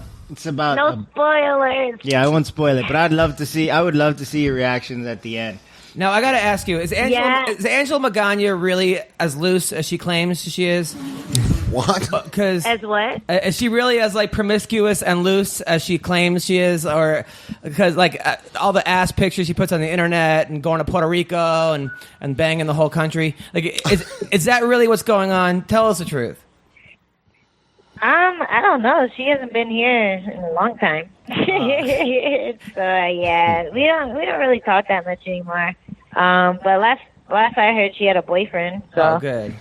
I just maybe it was just funny. The fact, maybe like, he would know. he would know. Yeah. I hope so, or maybe not. Hey, who knows? Yeah. No, I loved it when you guys would hang out with Rowdy Beck, and it was just a really funny clique you guys had going there. Yeah. Now we had Randa Marcos on the podcast last time, and I mentioned your Twitter comment about how she was the mean one in the house and no one liked her, and that she was talking all this, and she said, "Who's Angela Hill?" So Oh. Burn. Oh, that's funny. She's or oh, that's cute. Yeah, she doesn't know who I am because she blocked me on Twitter the second we got out of the house. So, Right. yeah, it's pretty cute that she did it. Cute is like my word today. Cute like I don't know Yves. what that's about. Right. But yeah, I mean, like, I've called her out. I've called out JoJo and their whole crew, and yeah, I haven't really gotten any responses yet. But yeah, that's what happens when people block you on Twitter. Hey, so JoJo, if you're listening, JoJo or Randa Marcos, Angela Hill wants to fight you, right? Thanks. No problem. You heard it here first, guys. You heard it here first. So anyway, all right. Well, listen, Angela Hill, you're awesome. You're a great girl. I can't wait for your next fight. You're getting better every single time. I mean, She beat me up when I came down there. really? Yeah, She beat you up? it was fun. No, I didn't. You taught me a cool move. Angela, I just wanted to add that if you happen to be single at any point again in the future, that being a pro athlete's not the only thing I have in common with most black men. And by that, I mean technically I don't have a job. So I just wanted to put that out there. Wait, say it again. I can't hear you. Say it again. You want me to repeat it? Yeah, It's really like No, I was just saying that this is Sean McCorkle again. I was saying that if you're ever single again, to keep me in mind because I was saying that, being a pro athlete's not the only thing I have in common with most black men, if you know what I mean. And then the follow-up was that by that I mean technically I don't have a job. Yes. But Aww. that was supposed to be funny. I'm That's sorry. not really, but that's not really. But penis. But Angela, you seem like the kind of girl that penis size is not important to you, right? It seems like you're deeper than that, right? Am I right? That doesn't make sense. I think that no, matters. that's like an insult to my husband if that's what you think. You say so your husband's huge. Is that what you're saying? Your husband's got like at least 7, 8, 9 inches, 12. Yeah. The answer to that, pretty good. like my girl would say, I'm satisfied. Definitely at the very least. Top two. Well, she would say He's yes. got a top penis. That's what you say. His top. So people, just so you know, Angela Hill's husband is packing. If anybody here says differently, Michael Bisping, if you're listening. Yes. So Oh, wait a second. That's what he said. Funny. I've been I'm working on this collage where I put together all the dick pics that I've gotten on Snapchat. Oh my gosh. And and it's pretty fun because like I like seeing the reaction of the guys after I snap it. Like they'll go, "Oh, you like that?" Wait, how many guys are sending you dick pics on Snapchat? It's a good handful of people. I have one guy who sends me farts, but you can't really like snap that. But yeah, aside from that, I have like maybe 4 or 5 like every couple of weeks. So You get 4 or 5 dick pics a week. Now, do you ask for them, or do people just send them to you? No, they send them. Like, they'll get the Snapchat, and then they'll send it, and then I'll snap it. And I think some are, like, repeat offenders just because I keep saving them. But Well, we want to apologize. We did tell Joe the Kid to stop sending dick pics, but Yes, of course. we apologize. Eve, what were you saying? So that's something you should do on these cards when you look forward to these cards on where the women are fighting. Yeah. What's the over under on how many dick pics they That's get a week? unbelievable. I won't even send my fiance a dick pic. Yeah. She asked for it. I'm like, I No. don't want my phone getting hacked, and that. But girls aren't sending male fighters twat shots. I don't understand Maybe why. not you. Why are? well, But I also. do you know that? How do you know for sure? Like, I'm sure that I feel like I've talked to some people who've gotten like, Boob tube? I don't know, Twat something shot? like some bad shots or maybe a nipple or something Yeah, like Uriah that Faber's from probably getting random tons of people. those. Yeah. Well, this isn't the first I'm hearing of it, though. Like, there's been a few female fighters, especially one who fought on Saturday, that have gone on and said they get an exorbitant amount of like dick pics and sexual They harassment. should send them to you messages. and have you autograph the guy for the guy who. No, sent like it the to female sign. fighters, and they get like more than frustrated, but like they feel like they're harassed. Frustrated. Yeah. She's making a fucking artwork out of Well, it. they should. Well, she They is. should But just not all of forward them. them to me, and then they can get they can get it saved on my phone. And then, you know what you women should do? relieve them some of that frustration. Yeah. You women, okay, so this is my advice to all the women You in women. MMA. All the women in MMA that fight, especially, and get dick pics, they should send them to Angela with the names of the character, and she should just make like a video collage and just out everybody that's just randomly sending chicks dick pics. Yeah, they really should. That's Yeah, ridiculous. no, that's my goal. I'm gonna tag them all that are identifiable. Wow. I would send Angela Add their one, but the username. panoramic option on my phone no longer works. So I have no ability to do that. So you're talking about like So on the dick Ultimate pics Fighter where they have all the fighter beware. faces? Just do a giant dick mural. Yep. That's unbelievable. I'm sorry you got to deal with that, but look, hey, at least you're turning something negative to a positive and making a collage. Yeah, I think it's funny, especially because they're all smaller than my husband. So. Oh, there you know. go. There you go. That's awesome. Well, thanks for being Big on the kid. podcast, and we'll talk to you soon, Angela. All right, thanks for calling. Thank you. Thanks. That was Angela Hill. She's awesome. Have you ever sent a girl dick pic? No, I actually no, one time because this girl she wouldn't quit asking for one, just over and over again. She kept asking for one. Actually, first she asked me for a picture. She goes, I want a picture of, a dick or whatever. So I sent her a picture of Travis Brown, and then she didn't get it. But I thought that's what she wanted. But then later, she wouldn't quit asking over and over again. So I sent her a picture of another girl giving me a BJ. Yeah. Swear to God, sent her that picture. Yeah. And she was irate about it. And I kept telling her, I thought you wanted. All right, go on. What happened? Go on. What are we pointing at? I'm so confused. Pointing at my kid. Oh, yeah, I need you to not talk about. I thought that was okay. Anyway, so I said I thought you just wanted something to give you perspective. Can't believe you're mad about that. And I kept playing dumb, like I had no idea. So I said in his PJs. It's a picture of him in his PJs. You guys are talking about dick pics, and I can't say BJ. What's going on? Pajamas. I'm talking about BJ Penn. BJ Penn. Yes, lots of. Wasn't BJ that sad? Pictures. Yes. He's Now, got his headphones in. Fortunately. oh, good. All right, now let's talk about the fights that happened. Kelvin Gastelum. We called it. I didn't think it was going to happen that fast. I thought he was going to take him down and pound Vitor out. But, man, this dude, the speed, the strength. Also, Vitor just off TRT is not Vitor. Vitor off TRT is a different fighter. It's different. Absolutely. It's a completely different fighter. But props to Kelvin Gastelum. That was pretty awesome.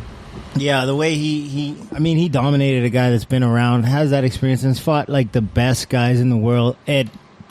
Welterweight, he fought the best guys at heavyweight that were available when he first showed up, and he just got wrecked. He got owned by a new kid. You know what I mean?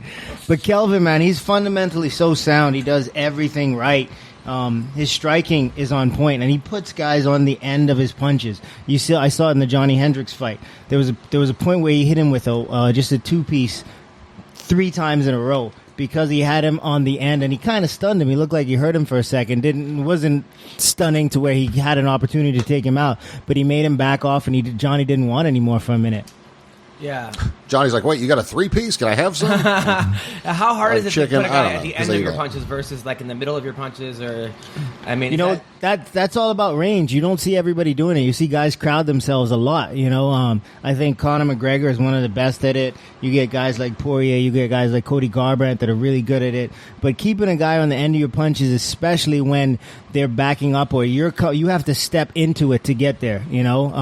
That range changes all the time. But when you can land that too and keep a guy out at range, it's perfect because it's hard for them to shoot from that position. When they do take that shot, you have so much time to sprawl. It's like an hour. Go on. I was going to say the biggest thing I've noticed, and Yves is a far better striker than I'll ever be, so he would know. I would try to train with professional boxers when I was working my stand-up. But the biggest thing, boxers, I think you're going to see, this is one of the biggest evolutions you're going to see in MMA over the coming decade, is distance. Because you can spar with a boxer, and they're always just out of reach. You can't quite reach them. You can't, it's head movement just a little bit, just a little half step back, just a little movement. They're always out of range, whereas MMA guys tend to just be there in the pocket trading with each other, or whatever. But when you spar with a good pro boxer, the distance is so confusing, and so I think that's the biggest thing that needs to change in MMA as far as guys with striking is once they learn the distance, and how to keep it, it's gonna change everything because it's frustrating when you got a guy that knows how to keep that right distance, especially when you suck standing up like me. So what happened with Ronda? She's training with boxers and she seemed to not. Yeah, but there's a different style of boxing. Kenny Weldon, my boxing coach back in the day, and he had this sign in the gym. That's I reference it all the time when it comes to boxing. It says, boxing is the art of hitting your opponent from the furthest distance possible with the maximum amount of leverage while exposing the least of yourself. And that's exactly what boxing is, and that's how he taught it to me. When you throw it for a southpaw, you fire that straight left. You're high, your chin is hiding behind that shoulder. Your head's down, and you're eye level with that punch. And you want him at the end, as far as possible as he can be. And by doing that, he's at the end of your stuff, and you're not really extended or exposed, and that's where all the leverage is. All that momentum comes out right at the end of the fist. I like it. Someone who did not do that very well was Gian Vellante in his fight against Shogun. I like Gian Vellante. He's a Long Island kid. I went to Hofstra. We have that in common. I've had him on the show before.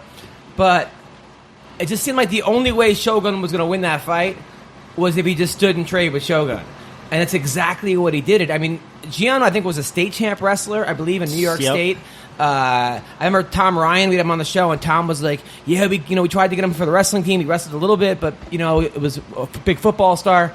But he does not seem to use any of his wrestling. And against a guy like Shogun, who, they say power is the last thing to go away from Right. you, why would you do that? Especially after the first round when you've been dropped a couple times. Like, okay, this dude's dropping me. Maybe standing up and trading is not what I should be doing. But Volante was like, fuck it, let's just do He it. brawls with everybody, though. He Yeah. brawls with everybody. He went in there, I think 196, he went in there with Alir Latifi, and he was brawling with him. He'll brawl with anybody. Like, a lot of these guys, they get so comfortable knowing, okay, my wrestling's good, I'm not going to get taken down. Like, somebody said something about Shogun will take, I'm like, Shogun's not going to shoot for a takedown. But he'll stand there and he'll brawl. And he wasn't doing horribly. But he was losing the fight. He was losing the fight, but he was getting his shots in. He hit Shogun a few times. I picked Volante. I thought Volante was going to knock him out, but Shogun shocked the shit out of me. What would you that have night. told Volante if you were in his corner after the first round? Set up your shots. Set up your shots. You know, you're getting him to plant his feet, stand and engage with you. Once you get him to trade with you, you change levels. You blow right through him. You know, try to get do some damage on the ground, and when he starts to threaten, just back out of it. Just play that game until you wear him down if you can, and if not, then just play that game until the time runs out and see if you can win on the points. What would you tell him, Sean? I didn't actually watch the fight, but same difference. A lot of guys, I think, men get hard-headed and decide. I don't know. I'm stubborn too, so I can't really say that. But like, there's times, I don't know. Like, I wanted a Jamocha shake one day from Arby's. I went to 6 different Arby's because no one had one, and I was going to get a Jamocha shake no matter what at that point, right? What that has to do with fighting, I don't know. No, I'm just kidding. Sometimes guys get in their head like, I'm going to outstrike this guy, and then the guy stings him, and they want to hit him back, or whatever, and then it becomes... I talked to Christian Moorcraft about that after he fought Pat Barry. He tried to stand with him majority of the fight, and I asked him after, so why would you stand with Pat Barry? He goes, because everyone said I was too afraid to. And I was like, but you should be afraid to. Yeah, what I mean, or whatever. Like, that's there's a reason everyone's saying that for a reason. Yeah, he did the same thing against Mitrione because he asked me about Mitrione. Obviously, we're friends. And isn't Moorcraft the guy that was on the high-speed chase with the cops? No, that was Dave Herman, I think. Oh, Dave Herman? Dave Herman's that dude is out of his mind. He was something else. He thought he was going to get a settlement from that. Like, that whole thing was a setup. Like, he thought if he could run from the cops and get tased, he might get a settlement. Like, yeah, because that always happens. Like, or whatever, you might also get killed. But, no, Moorcraft told me after he fought Mitrione, I said, why did you stand up with Mitrione the whole time? He said, everybody said I was afraid to. I was going to prove I wasn't. And I'm like, fear has nothing to do with it. Funny, when Mitrione knocked out the Black Beast, a lot of people were I don't see shocked. color, so I don't know who you're talking about. But who? I don't really see color, so I don't really know who you're talking about. Right. So, but except for you, because I remember saying to you, and you were laughing. Right. You're like, man, you have no idea how hard Mitrione hits. He does, man. That's what a lot of people don't know. It's actually, I was talking to Travis Brown one time, he was asking me about Mitrione. He didn't know me and Mitrione were buddies, and they were talking about maybe fighting him. This is 5-6 years ago, and he was like, he asked me about Mitrione. I said, man, he's really. I said, he hits hard. It doesn't look like it. I said, but man, it stings. I said, when he hits guys, they drop, I mean, he hit, what's his name, Marcus, from The Ultimate Fighter, the Marcus Jones. Yeah, big baby. I mean, just barely. I mean, a 6-inch punch and dropped him, knocked him out. And I told him, I said, he hits really hard. And Brown's like, I bet he doesn't hit like me. And I'm like, okay, well, not like you, but I mean, he hits, like I said, he hits really hard. You would never think to look at him. He hits that hard, Now, what happened with you and Tim Sylvia sparring? Didn't Tim want to try to knock you out or something? Tim likes to spar really, really hard, especially likes to jump in when you're already tired and like go 110%. But he needed help getting ready when he was going to fight Pujanowski, which is where I met Yves. He needed help. They needed big, strong guys, and so I went up there to help him get ready. It was funny because I later on ended up fighting Pujanowski, and after I beat him, I declared myself the world's new strongest man, like in interviews in Poland. And so I go back over, we're going to have a rematch, and I was wearing a Pujanowski T-shirt with his face on it, and they were asking me, like, why would you wear your opponent's T-shirt? Like, I don't understand, because they don't have much of a sense of humor over there, especially not about the whole Nazi thing. Go on. In Poland. Anyway, so I was making jokes, and I don't know. Anyway, so they asked me about the... why I was wearing a shirt. I said, sometimes I forget who the second strongest man in the world is, so I like to be able to look down and see right away who it is. And he got really offended by that. Like, that I claimed I was, well, you were wearing your opponent's T-shirt. Right, but he was offended that I claimed I was stronger than him because I beat him in a fight. But that's the way it works, right? Like, if you beat a guy up, you have to be stronger. All right, so go on with Tim Sylvia. Oh, with Tim, no, we just trained together for a long time. Yeah, he likes to go hard. I wasn't used to training that hard, or whatever, be going like guys teeing off on you. But the last time we trained together, we got in kind of a real fight at the very end. I had been getting absolutely murdered by Tom Erickson all day, training and wrestling. And I went and did conditioning. And Tim wanted me to spar with him that night. And I was like, dude, I don't really want to spar tonight. I said, I've already got, basically 6 hours in. Yeah, like got killed by Erickson's a monster, like absolutely murdered by him. And then did conditioning. He's like, come on, just go a couple rounds with me. I was like, man, I don't I don't really want to spar tonight. Oh, you're a pussy. But okay, man. So I said, he said, we'll just move around. Okay. So we start moving around. The Mitrione comes up to watch us. Next thing I know, I catch a leg kick from hell, or whatever. I'm like, okay, we're just moving around. Then a right hand, then this, and then I'm cramping, like I got muscle cramps, all that. So we were in sparring. We were just in like headgear and gloves and shin pads and stuff, and it ended up me just taking him down, then ground and pounding, because even though we're supposed to start stand up, because I got how mad many times about did you hit him? 700. No. It turned pretty. I don't know. It turned ugly at the very end. Was he yelling, "Get off me"? Yeah, he was mad about it because we're supposed to be sparring, stand up. He wasn't expecting a shot at that point, but I also wasn't expecting to get teed off on when I could barely walk getting in the cage to begin with, or whatever. So, did you ever have a fight in the gym that turned real? Didn't have a fight in the gym that turned real, but I was supposed to be shadow boxing with my partner at one point. And then he drops me, and this is Hector Lombard. I was going to tell you a Hector Lombard story after this. Man, he's that guy. You're supposed to be shadow boxing. You're supposed to be shadow boxing. We're just moving around, flowing, and we're not really. Do you think that you were his actual shadow? All right, go on. I don't know, man, because I think he did that to me. And I was just like, "That's it. I'm done. I'm not moving around with that guy anymore." Yeah. But he's just like that. I mean, I heard he's going to be mad. Like, if this story gets back to him, and he's going to be mad. But it's like, so what? That's just who you are, I heard a story about, I won't tell you from who, but it may have been Josh Barnett. No, Josh Barnett and Lombard were sparring one time, I guess, and they got, were you there? No. They got irritated, and I guess they sparred live 100% for like 45 minutes straight. Yeah, no round breaks, no anything or whatever. I heard about that too. Actually, Barnett was telling me, he goes, dude, that dude is tough, man. He said, I was hitting him with everything I had, and rumor has it they were both bleeding in pretty rough shape. But I know Mitrione rolled with Lombard one time and got put immediately in a inverted heel hook, and almost like Mitrione doesn't know any like heel hooks on the ground. I mean, he was just starting, had no real idea. And I guess Lombard didn't want to roll with him, and they kept pushing him. He needed somebody to roll with. And Mitrione's like, we don't have to do it if they don't want. Like, no, it's okay. He's going to do it, or whatever. So he said he lets him start on top because he's smaller. And the next thing you know, he's got him in an inverted heel hook trying to rip his knee. Matt's like, dude, okay. Yeah, you know what I mean? Or whatever like that. And then they restarted, exact same hold again, dropped into a heel hook again. And Matt said, okay, I'm done for today. Something I think just Hector, just like he doesn't, because you talk to him like outside the gym, he's the nicest guy in the world. Will do anything for you. But he goes in that gym and it's a Jekyll and Hyde. It becomes a different person. I used to love to listen to your guys. Didn't you guys have a guy that did an impression of Hector Lombard on your show? Yeah. He did it to Hector, and Hector thought it was actually him. Let me tell you, Adam. Said Ben Askren thought it was Hector. Oh, yeah. There's also, a guy, man. Fucking Ben Askren. That's a shame. I would like to have seen how good he could have done in the real. Not in the real. That one is not the real thing, but in the UFC against the best guys, I mean, the quality of guy in the UFC, you're getting the best every single time out there. I think there is some credence to the argument, though, that he hadn't proven enough. Because I mean, it's not like he held the Intercontinental Championship like CM Punk did for 3 years. So. He's 14-0 Olympic caliber wrestler. Like, no, he's not ready for this. CM Punk's been the Intercontinental champion and tag team champion 3 times by now. So, did any of you guys hear that Hector Lombard got in a car accident yesterday? No. 2 days ago. He's good. You all right? It looked. The pictures I saw, he wasn't. There was somebody in the car, like in the driver's seat, but I think it was just for the photos. But it was some nasty photos. Was he sparring with the car? I don't know, but it looked bad. I'm going to see if I can find it. I think I would have heard something or something really. That's what I thought too, but I just.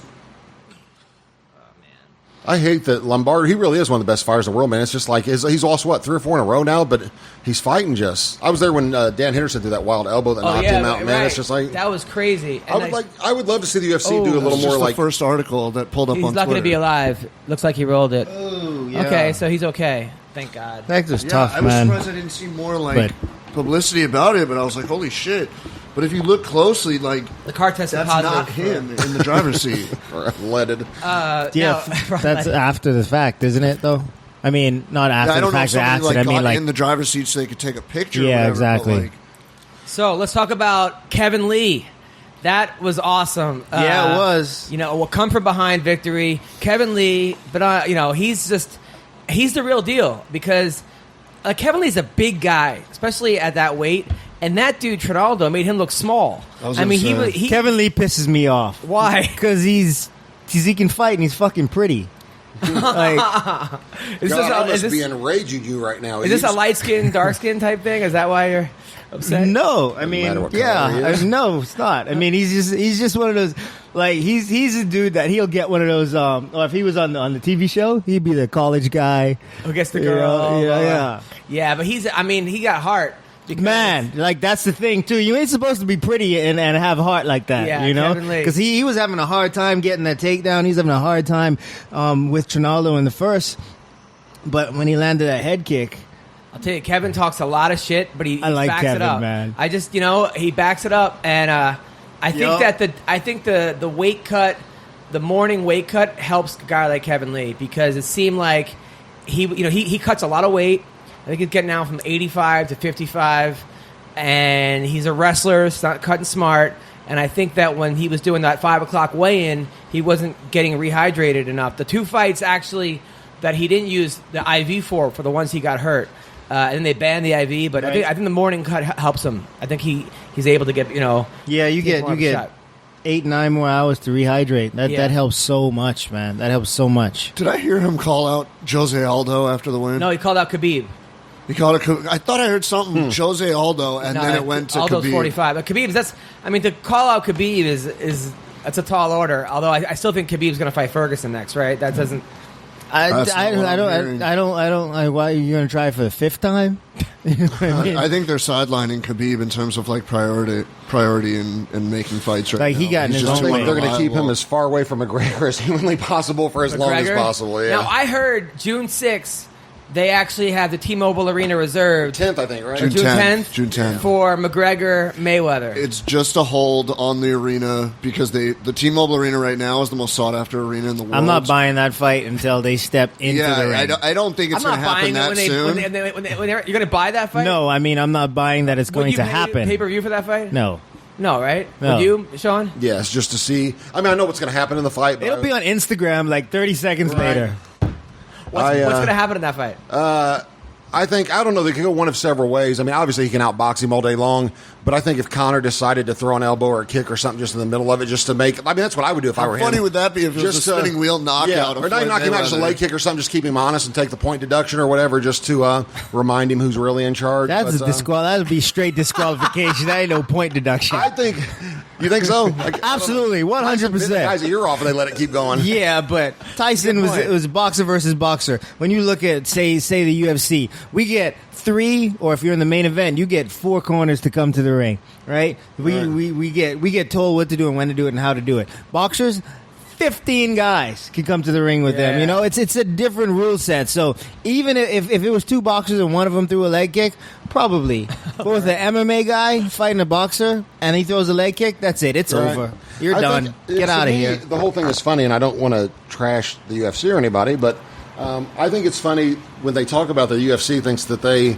are owed that fight or part of that money. Like to hear McGregor talking about doing it, because I think he has 3 fights left on his contract, right? 3 or 4. I've heard all 3.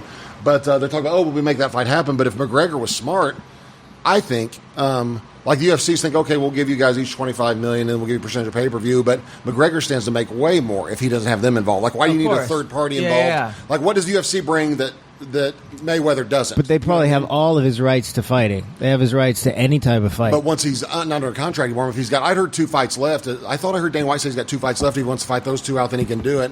But I think if that's what he wants to do, they'll probably put him in with Khabib and someone else to try to get him beat once or twice in a row, you know, which is kind of how they like to do it. If you don't like to re-sign, if you got 2 fights left, if you don't want to re-sign, then you're going to fight a monster, you know? Yeah, no, I mean, look, I can't see McGregor winning this fight in any way. No, I mean, not boxing. I mean, anything can happen, but probably not. I don't know. I mean, what if they box with 4-ounce gloves? It'd probably be even worse for him, right? Yeah, absolutely. He would get his face cut up. I mean, we're talking about the best defensive boxer in the game. You know, Yeah. possibly ever, probably ever. I mean, better than probably Willie Pep. Better than, You know? better than what's his name? The guy I used to love watching. Guy who fought De La Hoya, Pernell Whitaker. He was pretty good at defense. Pernell Whitaker was good at defense, but I mean, The speed difference would be so noticeable. If you watch the box, the speed difference will be. I mean, Mayweather made Pacquiao look slow. You know what I mean? Like literally made him look slow in the fight. Pacquiao's fast. You know, so I think the speed difference would be amazing. I'll tell you. What do you think of the Betch Kahea versus what's the name of that girl? Marion Renault. Yeah, Renault. I like Renault. It's a school teacher. Yeah. I thought it was a draw. I thought the last fight was Same 10-8. here. I thought it was a good fight. Yeah, 1-2 to Betch, 10-8 for Marion in the third. Now, it seemed like Twitter was divided on Betch's twerking skills. Some people said she had no ass. No, she has an ass. The twerking itself was not like. Would you hook up with her? Fuck yeah. But you'd bang Gabby Garcia, right? So? Yeah. Sean, Wait, you did? Oh no, he would. I would. Well, he said he did. Sean, would you? I don't know. I think she would bang me, probably. She was twice my size. But if you- I guess you haven't but if seen she- Joe but- Jaggy's meme then. But I mean, I've seen the girls you've dated. They're mostly 10s, I a couple 9s. I like very feminine women, so probably not. Probably not. Yeah. What about Marianne Renault? I don't know who that is. Oh, but what about? Yeah, I think she's cute. I think she's a I cutie. think your friend is really good looking. Juliana. Yes, Yeah, I think yeah, Juliana yeah. Pena is very good looking. I agree. Fighter or not fighter. I'll tell you who's really good looking. That's Who's that? Marion Renault. Who's that? No, she's cute. Yeah, she's cute. No. There's a girl that this will come off as creepy. Named Lakin Jowers, who I saw fight at King of the Cage. That chick, man, like I found out she was only 20 years old, so I was like, well, she's too old for me. But no, I was trying to hit on her, so I found out she was 20, and I was like, oh, my daughter's 18, so that's cool. You guys can maybe hang out, or whatever. But it was, actually, I'll show you a picture of her. She is, I think, gorgeous. Like she's going to be a star. Yeah, but Sean, you're As soon as she gets in also there. you're very unrealistic when it comes to girls because You got that right. because you you date these girls who are like 10s and 9s, and then you don't allow them to go out to the club. You say when I go out with the girl, I allow them you're like, to. listen, if she goes out to a club without me, we're done. Like, that's a Well, I break. just tell them ahead of time that I don't do the live. Like, okay, here's it is. I don't do a relationship where we live separate lives. Because if I'm going to a club, there's only one reason. If I have a girlfriend, it's to like. If I don't have a girlfriend, it's to meet girls. If I was going to a club when I did have a girlfriend, it would be to meet Yeah, girls. maybe her That's the only friends want to reason. go meet guys, and she wants to go with them. And get attention from them and still feel pretty and whatever else they do. Women And are then this guy scandalous. shows up. Women are more scandalous than men. Oh, this is funny. So Eve, hold on, Eve. Do you let your wife go to the club if she wants to? She doesn't like clubs. Okay, but let's say she did. Here's the thing. If you can't, people are going to do what they're going to do, regardless. Right, that's what you I know? said, yeah. So I'm not trying to tell anybody who they are, what they are. Thank you. Let them know what matters to you. Yes. And then they can make that And decision. she's Dominican, right? Your girl? What is she? Half Half something? What is- No. What's your, My, no matter what your color wife she is. is? What, it's American. she's American? Yeah. She's white? Yeah. Oh. All right. Okay, there you go. No, but if she wants to go to a club, she can go to a club. Sean has these like unrealistic expectations of like you getting upset that girls go to clubs. It's like No, I know why they're going. The same reason. they're not. That's not why they're. You don't know why every girl's going to a club. I know why the girls I date are going. Like, here's an example. When a girl changes her profile picture on Facebook or Instagram, there's one reason she changed it if she's dating you, and it's to get attention. Like, that's the only reason they changed their picture, right? And so I used to... Maybe she's tired of it. No, trust me. I'll date a girl for 6 months, she doesn't change her profile picture. We break up for 3 days, all of a sudden she's got 10 selfies on there and changed profile pictures. And I've like... So if, real- don't bring them if up. you're dating a chick and changes her picture, then you're going to break up with her? No. I just know that when we break up, the reason she changed her picture is to get attention from guys so they feel good about themselves. And I know this because they've admitted it to me 100 times in the past, different girls. I'm like, well, why didn't you change it the whole time we were dating? Well, do you sit them down and like interrogate them? Maybe that's why Yeah, they're with maybe a light in their face or whatever. I eventually break them and they admit in a it. white room. Like waterboarding Yeah, you them. waterboard them They until they admit it no matter what eventually. You'll tell But, me the truth, damn it. Yeah, no, it's... I just know how people are. I'm not stupid. Like, okay, any guy, oh, we're just going to guys' night out. Or I go to the titty bar, but I don't get a lap dance. Yeah, like we've all been there, right? I go to Hooters because I like their food, do you? Sometimes you like... Their food's horrendous. Sometimes you like looking at attractive girls. Doesn't mean that you're cheating or... I'm not saying it's cheating. I'm just saying it's not for me. Like, if a girl needs attention from other guys besides me, then go be single and get attention from them, you know? Like, So when you date a girl, you're the only guy in the world she can get attention from? that she should want attention from, yeah. Oh, come on. I don't need attention from other girls when I'm dating a Dad's girl. not even allowed to I think call on maybe the you were born phone. in the wrong. I think you should have been born in like the... 1800s. like the Caveman? I think you'd be a great caveman. I actually girls. would. But no, I just think I don't even care. I don't even so much care about it as long as the rules are the same. But I found it's amazing that I can't go out with my friends because I'll be looking for girls, but you go out with your friends because I'm not like that. Like, Maybe you're dating the wrong women. Exactly. You got that right. Yeah, because you're only dating girls with over 1 million Instagram followers. Right. Right. Well, that's the problem. If you're that good looking and you're single, there's probably something wrong with you, right? How's everything going with the steroids? Are you Steroids off them? are awesome. No, I actually did. I was taking a ton of HGH, man, trying to fix my back. It didn't work at all. But I was holding so much water. It was crazy. Don't you think she's beautiful? I think she's a knockout. She's gorgeous. She's a fighter. She's a good fighter, too. Oh, yeah. So now what? So now what are you on? He's fought her 3 times. So now, So now what are you on? We were dating and we got in a fight. No, right now I'm drinking Winstrol because if you inject it, it burns, man, so bad. Like you get the injection site. What's burn Winstrol? So bad. Stanzolol. It's Bob heavy steroid. Sapp's favorite. I don't know. Yeah. I don't know what Bob Sapp. Winstrol's like what the old bodybuilders used to use. Like, and why are you drinking that? I like that because my doctor You gives me can regular drink that stuff? testosterone. You can drink it because it can survive. freebasing It can it. survive 3 passes through your liver, which has to be good for you, right? Yeah. So you can drink it instead of inject. Injections really burn in that because your body, a lot of times it crystallizes and your body thinks it's an infection, so it will attack it. It's bad news. But I don't like regular testosterone cypionate because I will hold 16 to 20 pounds of water on it. Literally, if I take a shot of cypionate through my doctor, within 48 hours, I'll be 18 pounds heavier water weight. Like I look like I ate 10 Mexican meals and drank water nonstop, or whatever. So I don't like the water retention on it. So Winstrol, you retain no water at all. Now, but why do you need them? I mean, just to look good? No, to raise my testosterone level. I have really low testosterone. I've had it since I was like 26. That's when I first started taking testosterone through a Now, doctor. were you injecting it in your ass? Yes, and actually I go shoulders mostly, but that was a doctor. Literally, my testosterone was 46 when I got it tested at 27 years old. It's supposed to be between 450 and 850. Mine was 46, so they put me on testosterone. Now, so every time I talk to you, you're sleeping with another girl, or you have 7 chicks on Tinder or No. Bumble. How do you have low? And you're a fighter. How Right. do you have low testosterone? It's just genetically, man. My dad apparently had low testosterone too. He's been on it for years, but I can't. Me at 46 is probably the average guy at 850. I don't know. Like it when I was taking testosterone. Actually, I don't want to tell you that story, but when I was taking testosterone when I wasn't in the UFC. When I was taking testosterone or whatever, man, it'll make you crazy. I mean, like, makes me, like, I don't know, like I'm 15 years old again. Like, it's crazy. So I don't like that side effect of it, actually, because it's too distracting, you know what I mean, or whatever, to feel like you're 15 years old again. One of my favorite fights you ever had was when, like, I think it was Putinowski too. I had you on the podcast, and you're like, man, I've been training every day. I have the best camp of my life. And then you end up losing.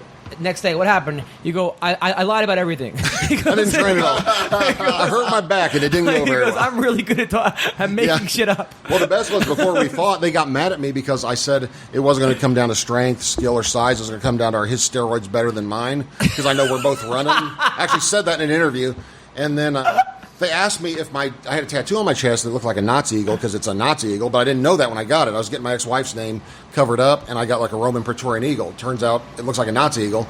And so this guy from Germany, this reporter asked me if it was a Nazi eagle, and I said no, but I do hate gypsies. Or whatever, because I thought gypsy was a lifestyle, right? I know it was a race. It's a race of people in Poland. I had no idea. So I said I hate gypsies, and he was like, oh. And so then Monty sends me a text like 2 hours later, all capital letters. One of the only times he's ever been mad at me. It said, stop talking about Nazis and steroids. You're in Poland. Are you insane? With a bunch of exclamation points or whatever. And I was like, I don't know.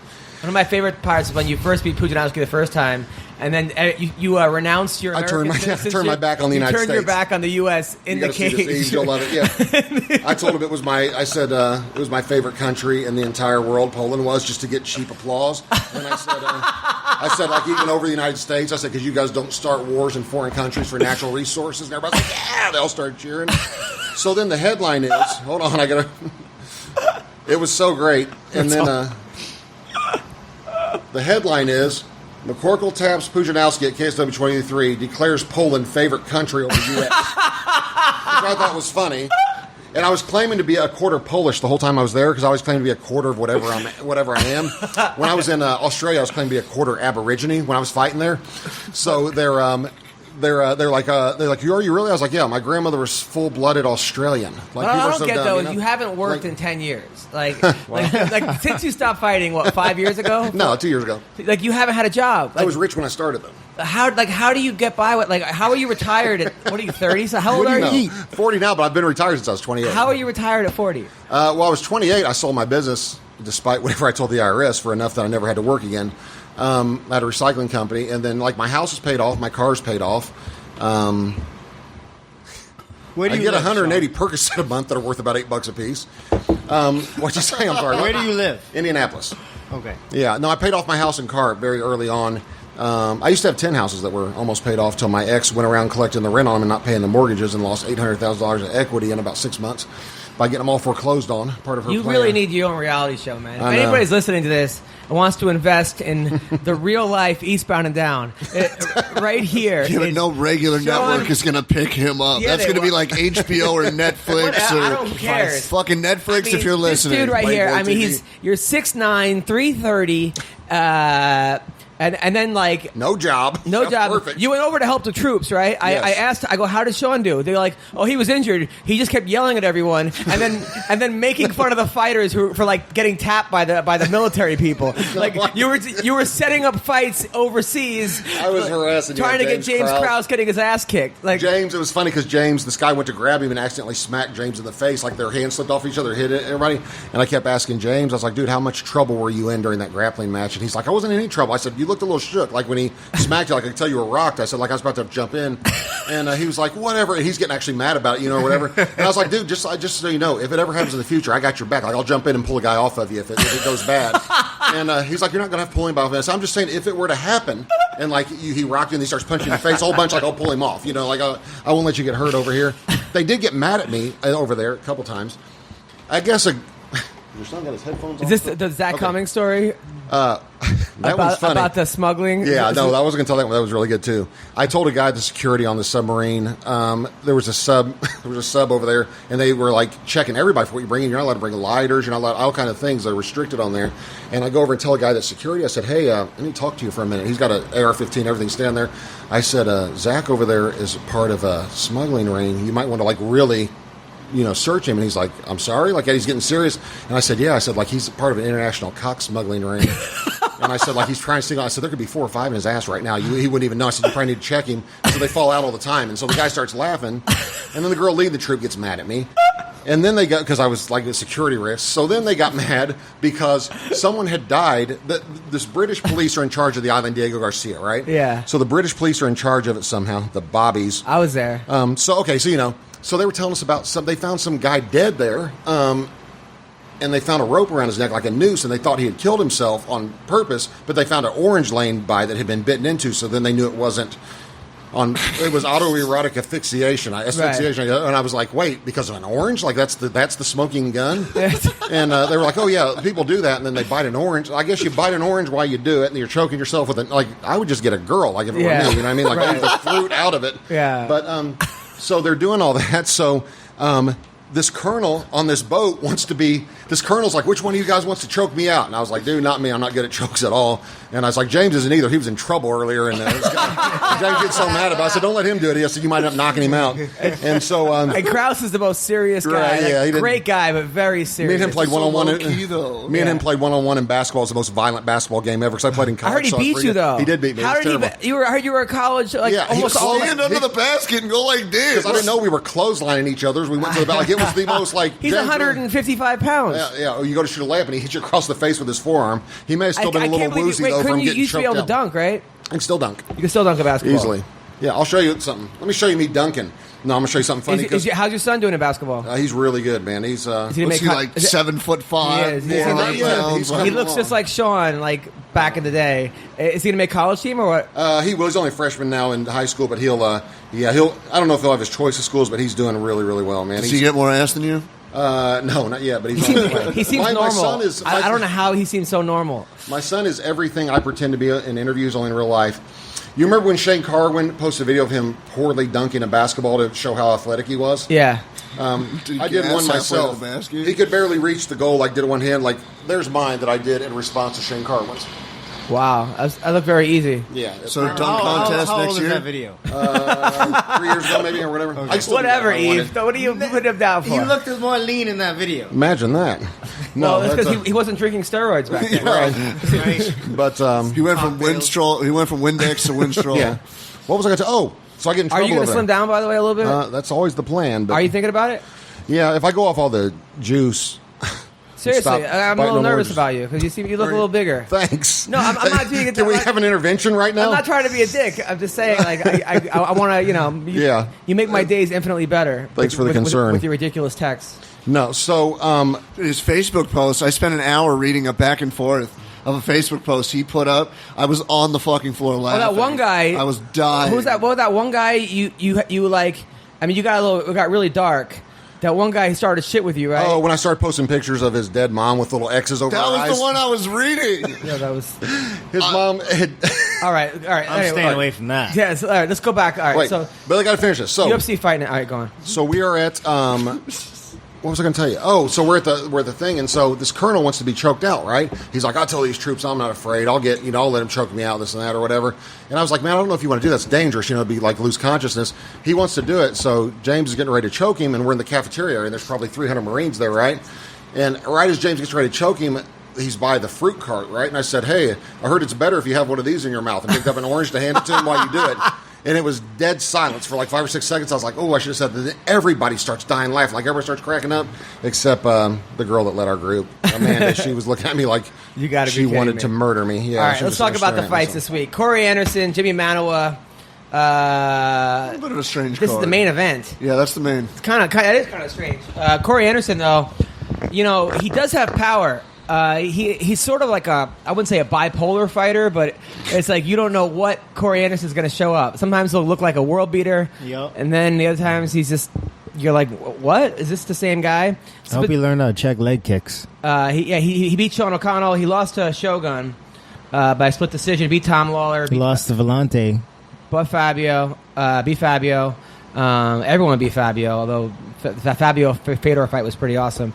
Jimmy Manoa looked amazing in his last fight. Who'd he fight?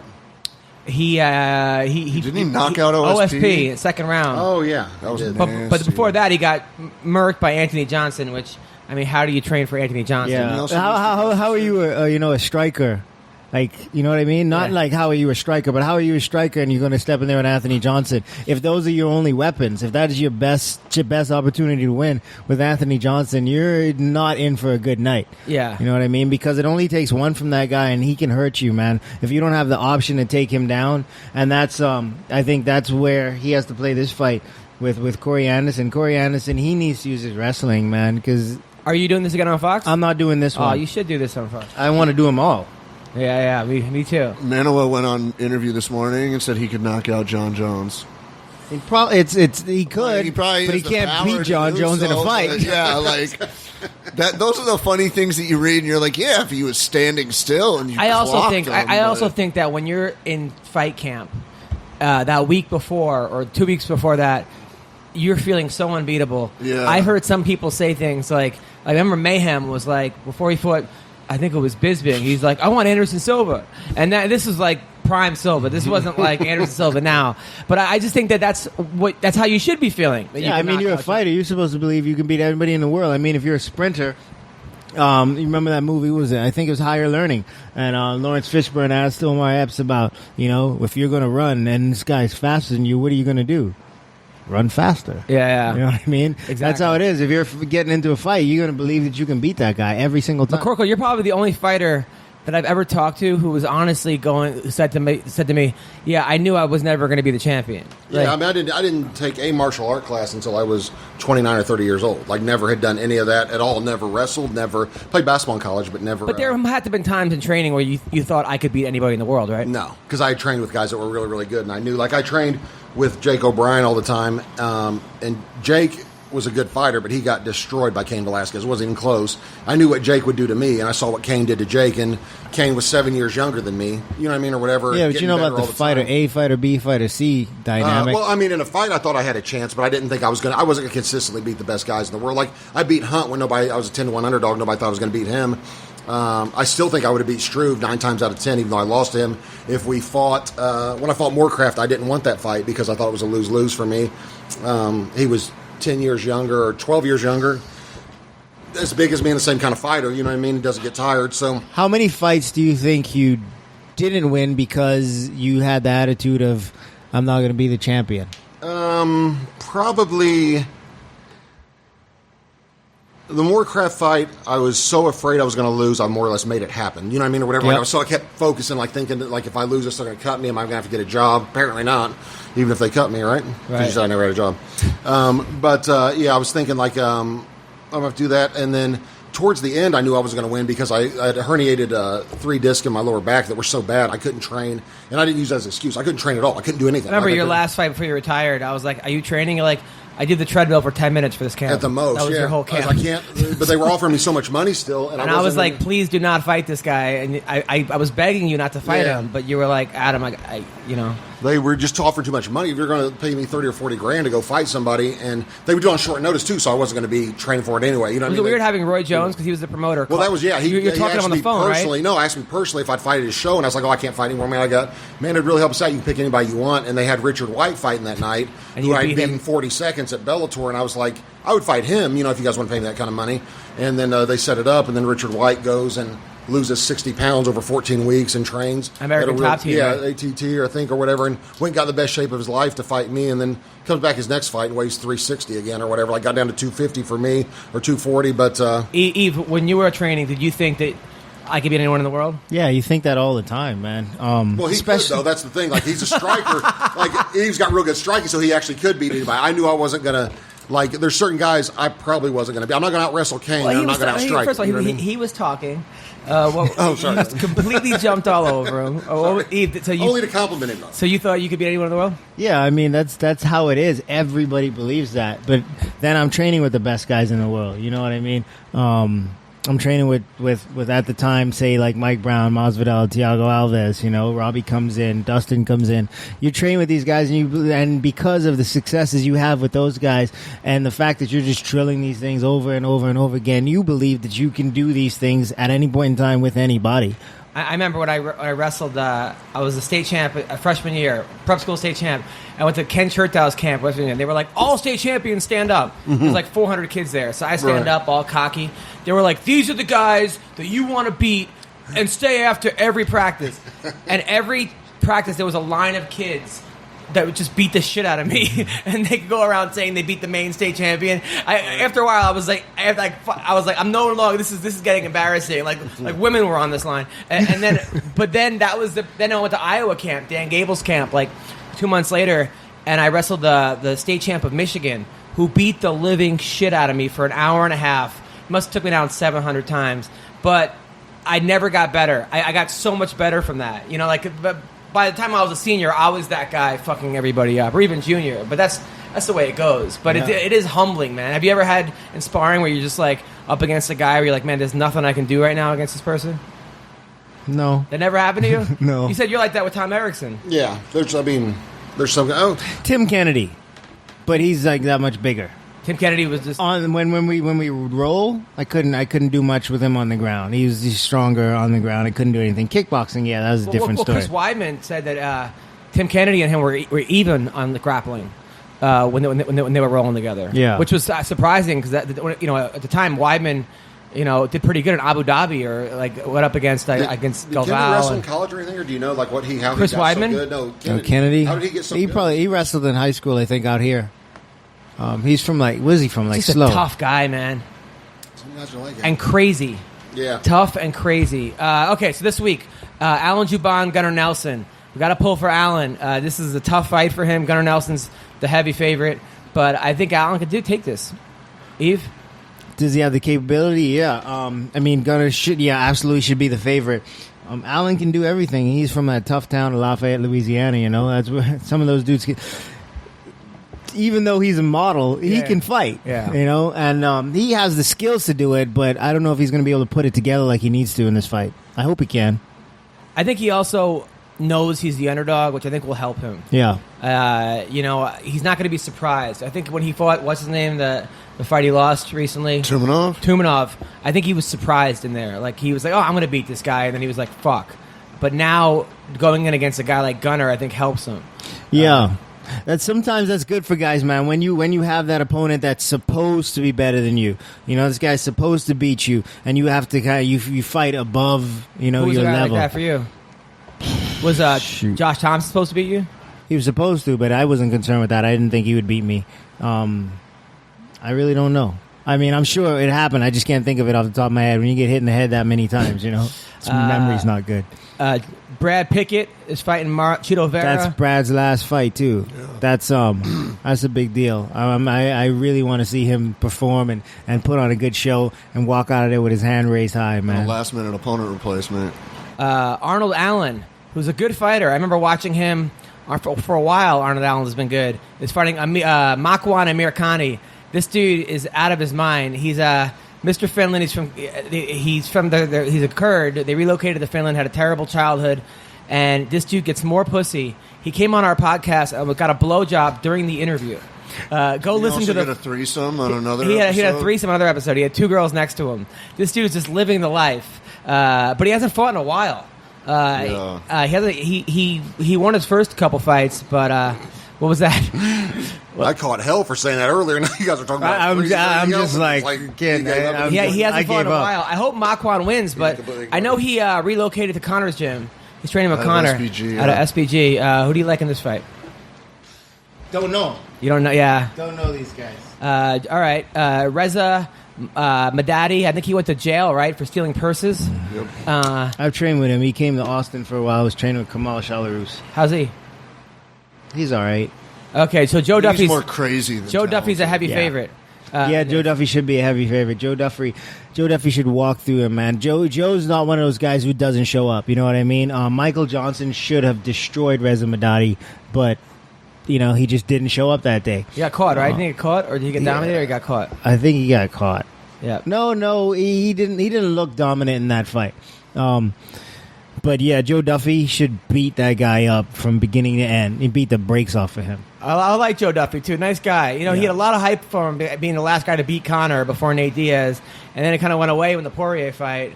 But that Poirier fight was a tough fight. Anybody else, there's a lot of guys on the UFC roster. There's a couple of guys in the top 10 that would have not pushed through that like Dustin did. Yeah, You mean like Joe did?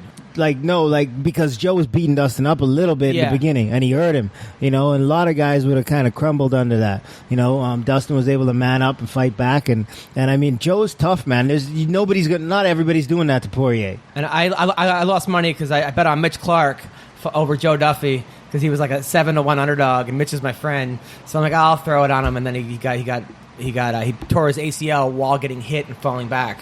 It was just tough. Timothy Johnson, one of my favorite guys, trains out of Fargo, North Dakota, works at a strip club as a bouncer, and is an Uber driver / UFC heavyweight. This is the number 14 guy in the world at heavyweight, and he's an Uber driver and works at a strip club. It just goes to show you either how fucked up this sport is. But he's fighting Daniel Omolanchuk. You know this guy from Poland? You ever hear of him? You being Omolanchuk. You being Polish? Yeah. No, I have not heard him. I think I saw him fight once in the UFC, though, did he? Yes. We watched him fight here when I and Bubba did the fight. Yeah, did he win? I think he beat. He lost to Stephen Struve by submission. Before that, he beat. That's the most recent one. Olenek. He beat Alexei Olenek. Yeah. We saw him beat Olenek. He beat Jars, Danjo, and Chris De La Rocha.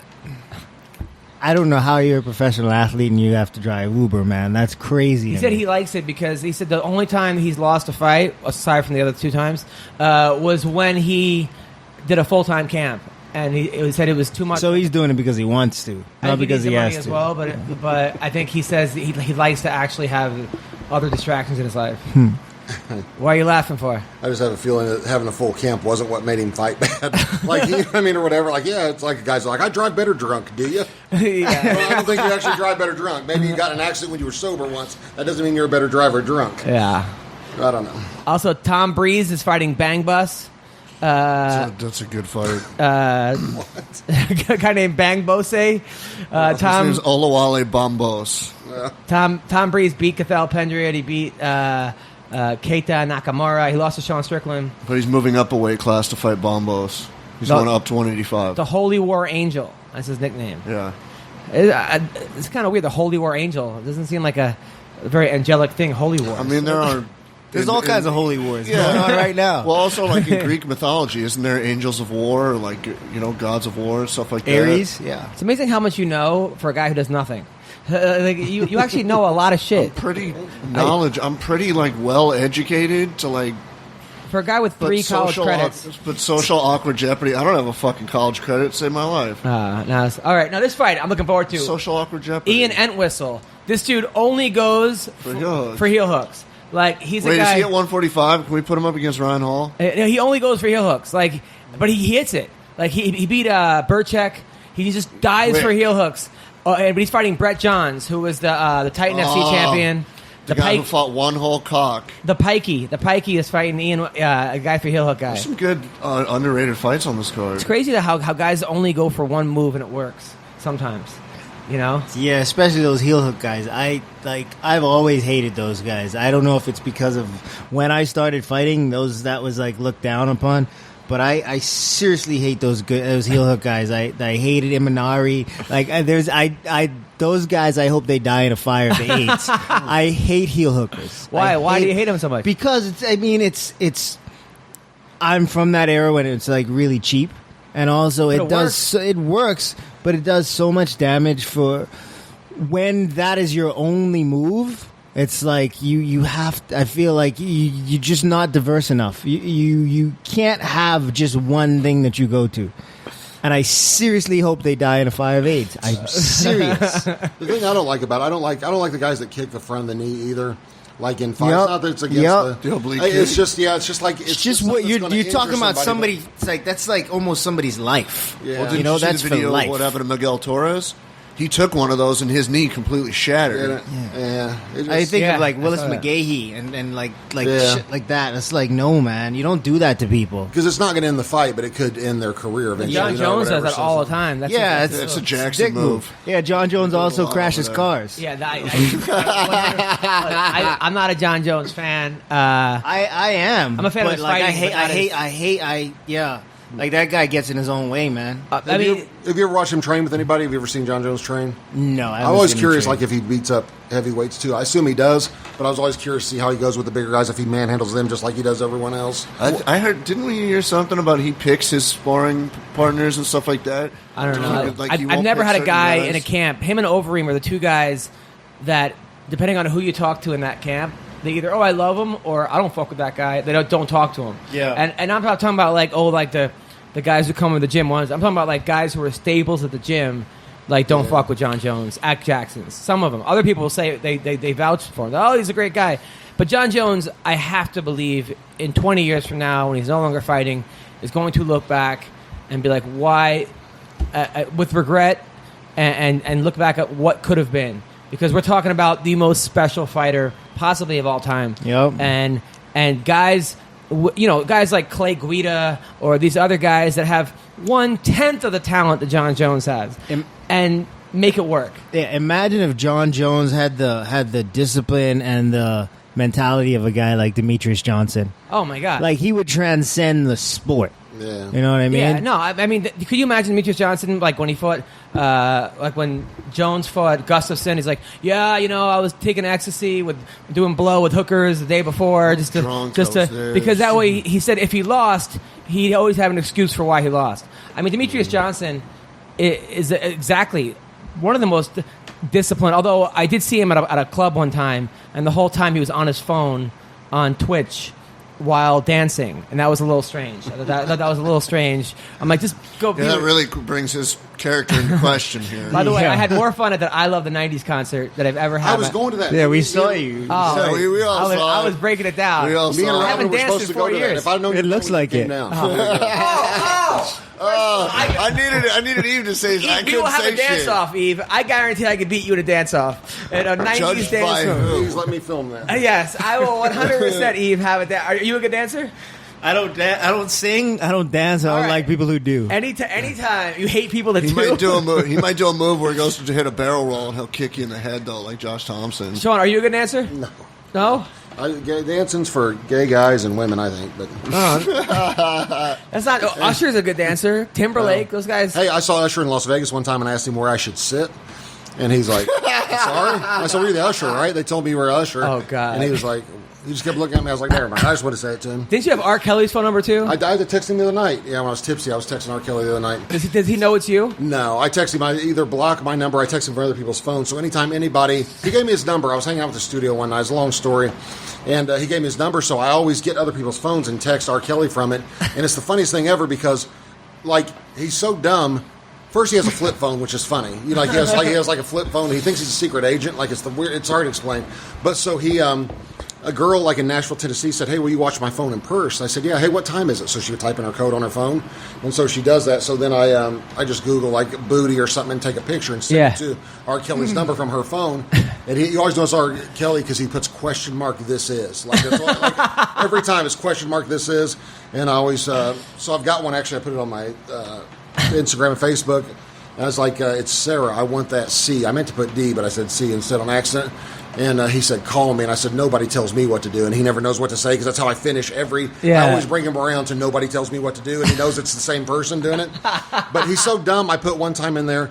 I Googled girls R. Kelly would think is hot. And it said search results for girls R. Kelly would think is hot. I screenshot that whole page. And I got this girl, she's trying to meet you, man. Like I said, she's like the third one down on the right. And send him a screenshot. It says girls R. Kelly would think was hot. And it's got a picture of a girl. He's like, "Oh, just give her my number, dog." Like, it was the best. He's like, if it has anything to do with a woman, he's there. Like, he's all about it, or whatever. Like, he's all over it. And it's, I harassed him forever. I used to say my name was Tron 2013. That's how I'd finish it. But then I saw that you posted like an ex-girlfriend's number on the internet and Twitter and told everyone to call her. Yeah, that was this Brazilian girl. You can't do that. I did do it. She made a fake Facebook page for my current girlfriend at the time and contacted my family, my daughter, all kind of terrible stuff because she was mad at me. I hadn't dated that girl in 2 years. She just went crazy one day because she heard I was getting engaged to a girl somehow or something, which I wasn't. But she heard that, so she went crazy and makes a fake Facebook page. And I knew it was her because of the way she wrote stuff. I could just tell by the way it was written. Yeah. Because her English isn't her first language. And so, like, she said, "Hi, sweetie," to my daughter, but it was spelled sweaty because the autocorrect didn't catch the sweaty, And so, no one calls my daughter sweaty. So, so I text her. How I old said, is your "Hey," daughter, by the way? She's 18 now. That's the title of this episode. Nobody calls my daughter sweaty. So I text her and I said, "Hey, you need to delete it right now. Delete the page. Apologize to everybody." She's like, "I don't know what you mean." I said, "Okay, you'll see." Are you And good? so- Are you good to your daughter's boyfriends? No, I like to harass the shit out of them. It's so awesome. I make them do chores when they come over. I don't even tell my daughter they're there. Like, she'll be up in her room, so "Can you tell me when Zach gets here?" I'm like, "Okay." So he comes over. I'm like, "Zach, I need you to vacuum up in there, buddy." And I said, "When you're done, like, clean up that the room, get that laundry in that basket." He's like, "Okay." Like, they do it, and she comes. She's so funny. She comes out like, "Dad, are you making him work again?" I'm like, "No, he was doing it on his own. I don't know what." Just play it off like he does chores every time he comes over. I don't know what's going on, but I'm surprised it even got to a point of boyfriend. yeah. The first time he was real afraid to meet me. Her little boyfriend. Yeah. And Hi. so she was like, "Dad, will you say hi to Zach on FaceTime so it's not so weird when you meet him because he's scared of you?" I said, "Okay." So she brings in the phone and goes, "Dad, Zach, that's my dad." I said, "Hi, Zach." And it takes a second for the sound to go through. I said, "Hi, Zach." He didn't say anything back. I said, "Answer me." Like out or whatever. He goes, "Oh, I'm sorry, Mr. McCorkle." Hi. And she was like, "Dad," she's real mad. Eve, how many kids do you have? Him and his sister. Just one. Oh, and how old's the daughter? 22. Oh, okay. Yeah. Were you good to her boyfriends or? A little bit. Some of them. She's only had 3 boyfriends that I can remember, and she's married the 3rd now. So. Oh, she's married. Yeah. Nice. Do you like the guy? I like him. I like him a lot. He's in love with her. He's so still walking. that's all I want. That's great. Yeah. Hey. But we had a conversation once because we were at dinner one night and. My daughter's talking about she wants a baby, and this is a couple years ago. She wants a baby, and this and that, and yada, yada, yada. And everybody around the table is, like, all into it, and they're, like, talking about having a baby. And her husband is sitting across from me, and I'm like, I kick him in the legs, and I'm like, he looks at me, and I'm like, "Jesse, I'm not going to be a grandfather. You understand me?" So they still don't have kids. So. And I can now say I just took an Yves Edwards-like kick.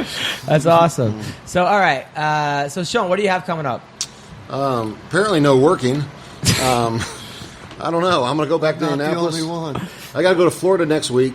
What for? I'm going to take my little boy down 2 times for spring break. It's a long story. He has some friends that are going down there. Spring break's a week earlier. So I told him I'd take him down there for 3 or 4 days so he could hang out with them. And then we got to come back. Then we're going for his spring break. Back down there. And then I have something I'll tell you about later. Actually, maybe not. I might have invested a bunch of money in a marijuana grow operation up in Michigan, but it's completely legal there now. Okay. So I got it all set up and going, and that's going pretty well overall. unless my kids listen to this because I don't want them to ever know I did that. Right. So if you want to know how I'm paying my bills nowadays, that might be part of it. Right. But it's legal up there now, so it doesn't matter. When are you going to have your own podcast? I keep doing it, man. I keep saying I'm going to do it. I need to know the technical part. I don't know how to set it up. I don't know. I mean, It's really easy. there's like 4 microphones involved. Like, it's too complicated. It's really, really easy. But I don't know how to, like, upload stuff or I'm I'm telling you, this kid will take you 10 minutes to do it. I don't know how to do any of it, but I would love to do it. And then Eve, Maybe Sean could teach him a few things. yeah. And Eve, what do you got coming up? Shoot, I'm back on the desk. It won't be for a while. It'll be April 22nd show. It's good called Nashville. Nashville, yep. I'm looking forward to that. And nice. Maybe I'll try and get down and get some work in with Jake before that. And I'm going overseas to do some seminars for Australia, right? Yeah. Okay, so we have a pretty big following in Australia. So how could they come take your seminar? I have someone over there working on it, Gavin Humphreys, and Where in Australia? Perth and Sydney. So I'm going to be on both coasts. I'm going to be over there for a while. As soon as I get more of the details, I'm going to put it out there. But it's already being set up, and I don't know all the details just yet. That's awesome. But I will be in Perth for about a week, and then in Sydney for about a week and a half. Nice. CB, anything? Oh, and also your podcast. What's it called? Even Steven. We had our last episode. We had my buddy Steve Brown. He's a Division I wrestler, and then he came in. He's also he's an All-American, but he came in and because he's been in so many movies lately. He's done The Equalizer, Batman, Superman, Dawn of Justice, Logan. Stunts? He was assistant coordinator on Logan. He's a really good stuntman. He's transferred into that industry so well, man. He's done some good work. We talked about Logan because he worked on that film, so he gave us some insight into a lot of fighters get into stunts. Yeah. Christoph Szynski was in it. Oh yeah, I love Christoph. So it was a good time. I worked with Christoph. We worked on a movie, Battle Angel Alita. It's not out, but it's they're still working on it. They're still in production, but that'll be out next year, the end of this year or next year, I think it is. CB, you got something going on. What do you got? Same shit, different week. Nothing. Now, are you still ranked in video games or no? No. Why not? Because I just the game just changed. You know, at one new point games you were what? come out every you were year. 7th in the world or something. I was number 1 in the world. In on which Xbox. game? Xbox? What game? SmackDown vs. Raw 2007. 2007. You're ranked number 1. Yeah. Is this documented anywhere? Yeah. What was your screen name? It changed all the time because I was always racist. What was it? Shit. What was it? I can't really say those things. All right. That's all right. So everyone, you were talking about Because I'm here? everybody. No, it's just in general. I really don't want to incriminate myself that badly. You were talking about stunts earlier. I always wondered if Evel Knievel's son ever got accused of stunting like his daddy. Not bad. Somebody said that.